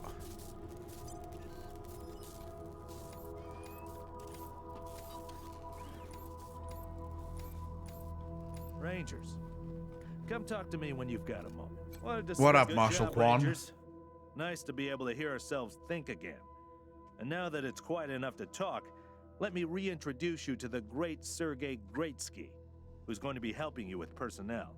Okay. Hi again, Rangers. Damn sorry about your people. But now that you're here, we'll do what we can to get you back on your feet and find you some new recruits. Just like the Patriarch promised you. And I already got you one of the best. Meet Marcelo Gonzalez, electronics wizard, radio technician, and former dispatcher for the Marshals. He'll be your radio operator. Why, thank you. Howdy, Rangers. While you were dealing with the alarms, I took the liberty of installing a combat AI in your vehicle. Should help you out. If you want to chat, I'll be in the operations room getting things up and running. Thank you. Should be more recruits arriving soon. Ready to tell me how you want to fill out your squad? So you can basically build your own squad, or you can just go with the people that the game give you. I tend to go with the people the game gives me, just because it's more RPG-like, right? You don't have to sort of... Because you could basically build the perfect squad, right? Just all the right tools for every situation. But I prefer to just have the two people that I fucking make from the beginning. I mean, the rest of it is just whatever the game gives me. Absolutely. We can talk about recruitment anytime. And if you meet talented people in your travels, don't hesitate to sign them up. I won't. Now, you're the boss here, so I'm not going to tell you what to do, but getting this place up and running wouldn't be a bad place to start. Back on the mod squad. That means surveying the base and finding specialists to staff it. Surveying the base sounds good. Perfect. That'll give you a chance to see if any of the junk around here is worth keeping before I toss it all out. After that, you might want to give Sheriff Daisy a hand. If you impress her, maybe she'll hook you up with some specialist for the base. Anyway, your call. What, your kid cooking? Colorado Springs is straight out 7? the main gate. If you want to go to Denver or Aspen, just hop back in your car and go out the way you came in. Okay, thanks for the info. One sec.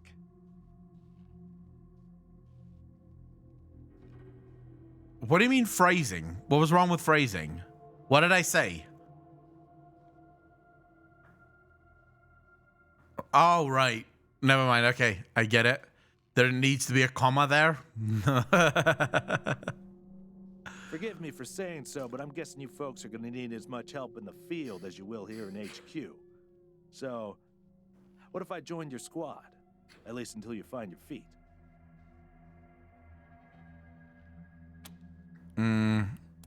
Thanks, we could use the help. Great. I'm at your disposal. Why, thank Lead you. the way. All right. Let's get some new skills going. All right, we can go with we can either stick with all of the things we have at the moment, or we could go into some new things if we really wanted to. But in order to go into new things, we have to first see he's got a lot in automatic weapons already. Fuck. Which basically means this guy of mine, although he'll be normal automatic weapons and I'll be submachine guns, so I think that's fine. Then we'll do one extra in explosives here. Confirm. Which one do we go for first? Speed or coordination?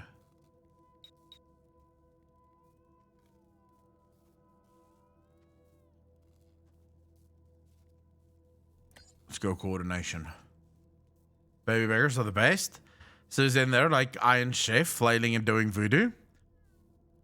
Tell my kid that he had an older brother, but he got nice and chubby, so we cooked him. And what did he say when you told him that? Okay, you are going to go intelligence. We need good crit. And then, let's spend all of our points on fucking sniper rifle hit chance. Why not?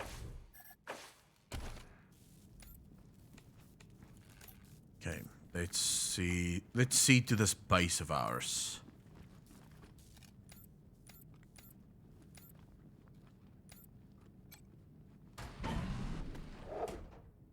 Pretty grand in here. Maybe you can make it your trophy hall, museum or something, or a handball court.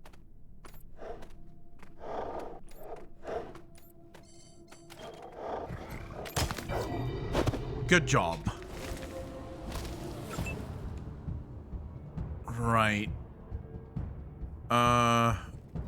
Killing this thing. I need to get in such a position that I can kill it easy. Let's go. But also hide if I don't get... Fuck. Right. Okay, this is gonna be horrible. If I mess this in... Good work, everybody. Thank you. Good job, everyone. Bullets, why not?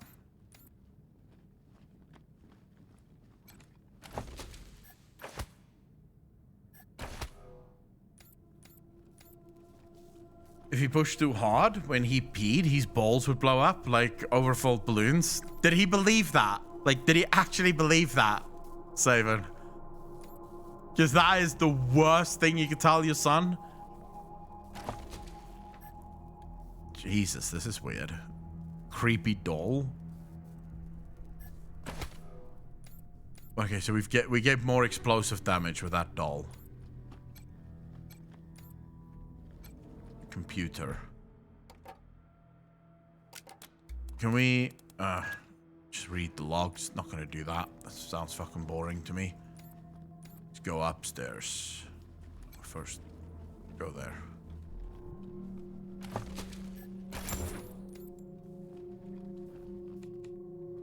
I need to up the scroll rate on this.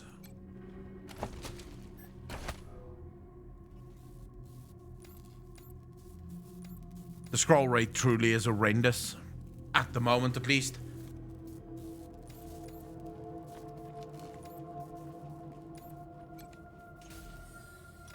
Please, don't shoot. Who are you? You're not dressed like the marshals. I'm not a marshal. We're rangers. Who are you? I'm Del Hackett, and I speak for these people. We've been living here for months, and we've got nowhere to go. Please, will you let us stay? Bad idea. I've been in their shoes, but this is a military base. If we have squatters everywhere, it'll be hard to keep discipline. Your recruits won't like it either. Fuck, what do we do? The Patriarch's people don't care about people like us, but you're not beholden to them.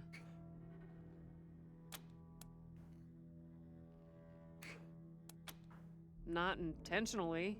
The Patriarch's people drove up to the base a few days ago, so we hid in here for a while. Then when Andy went to check if they left, all the doors slammed shut and the alarms started whooping. Don't know what happened. Been living in these ruins for weeks, and we never set anything off before.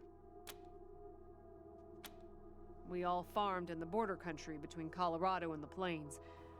Thought we were safe out there, under the Patriarch's protection. Yeah, this Patriarch is a fucking bastard. Back then, the gangs feared the Patriarch. Not anymore. They burned our greenhouses and killed everyone who tried to fight them. No place left to run but here, for any of us.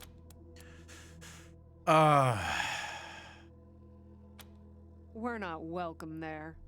They already have too many mouths to feed, and more are always coming. Okay, do we turn them away, chat, or do we accept them? Do we make them stay at the base? TCS, is it scheduled to arrive today? Are you scheduled to get your new PC today, or?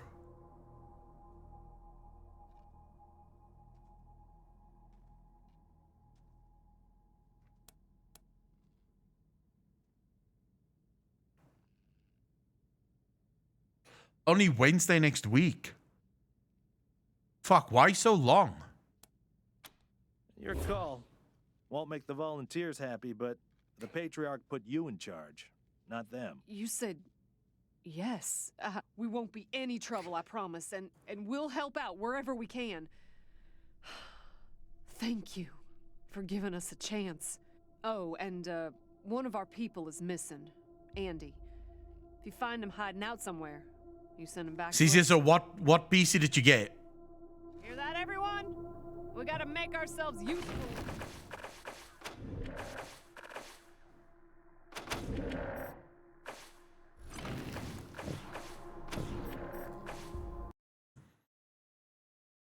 What PC? Like, what components did you get?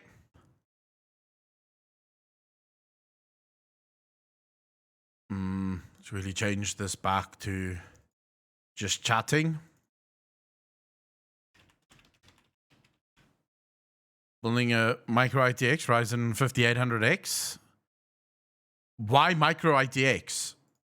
Is there a reason why you went for small? Or just cause?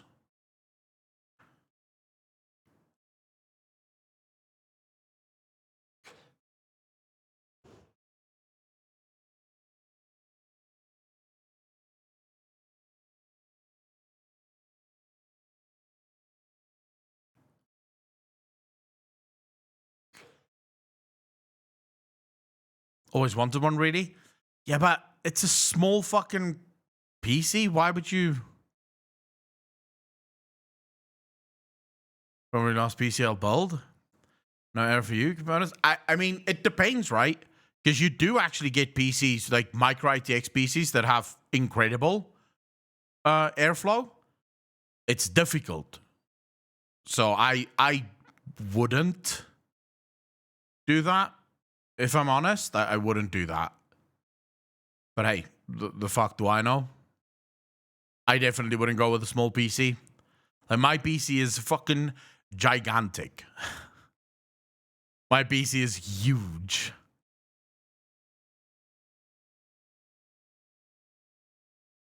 Let's really see here. Right. It is, what day is it today? It's Thursday.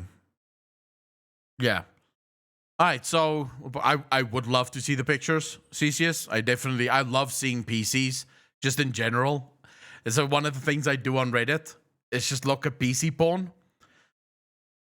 That's small PCs and huge ones. There was no difference, really. Yeah, but, okay, so my PC, my case is way too big for my PC, but it allows for so much fucking airflow. So my PC almost never overheats. Have you caught up on Dark Knight yet? Yes, my Dark Knight is level 50. You know? Level 52, actually, I think. So I'm probably going to start the main story soon for the Dark Knight. They continue the main story, actually. But anyways, ladies and gentlemen, I will be back tomorrow with another stream. We'll do just chatting tomorrow, probably some lore. I have some lore stuff that I wanted to discuss today, actually. But then I thought, fuck it. We'll just hang out today. Wanted to play a little bit of Wasteland 3, but I won't bog you guys down. I don't think it's a good game to stream to begin with. Because it really is very story heavy, right? So yeah. We'll do a bit of lore discussion tomorrow for our Friday streams. And then we'll probably do Final Fantasy streams, Enoch, again next week.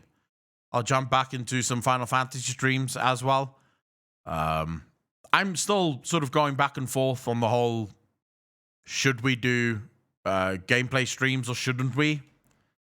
I don't enjoy gameplay streams, to be quite honest.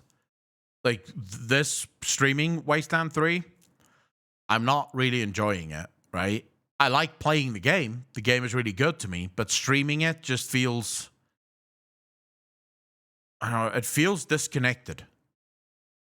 The chat goes completely quiet and sort of does its own thing. Because,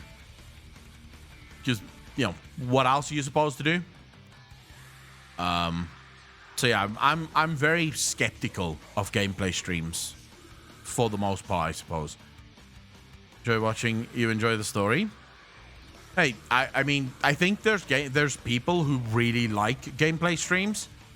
But I think the vast majority of at least my channel is probably people enjoying just the just chatting stuff, which I enjoy more, because I think that's why people enjoy the just chatting stuff, because I enjoy the just chatting stuff more. So they can see I'm enjoying it, so therefore they're enjoying it. Whereas if I, like, whenever I stream a game, I don't know why I feel uncomfortable.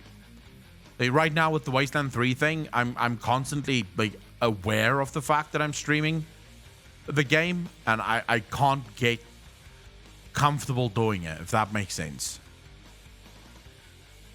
Want to get work done when you play games? No, that's not necessarily a good thing. It just means you're ignoring it. You're ignoring the stream. Like, dude, you could sit on the toilet and do a just chatting stream and I'd still watch and enjoy it. I'm happy to hear that. I wouldn't do it though, but I am happy to hear it. With that said though, ladies and gentlemen, I am going to be off. I have to go get ready for the gym. I also have to quickly head to the shop before gym and buy some actual food, because I don't have food at the moment. I do appreciate all of you coming out, hanging out with me. I will be back tomorrow, same time, same place as always. So take care of yourselves, take care of your loved ones, be kind to each other, be good to each other. Most importantly, also be good to yourself. Ladies and gentlemen, as always, I will see you in the next one. Peace out, fam.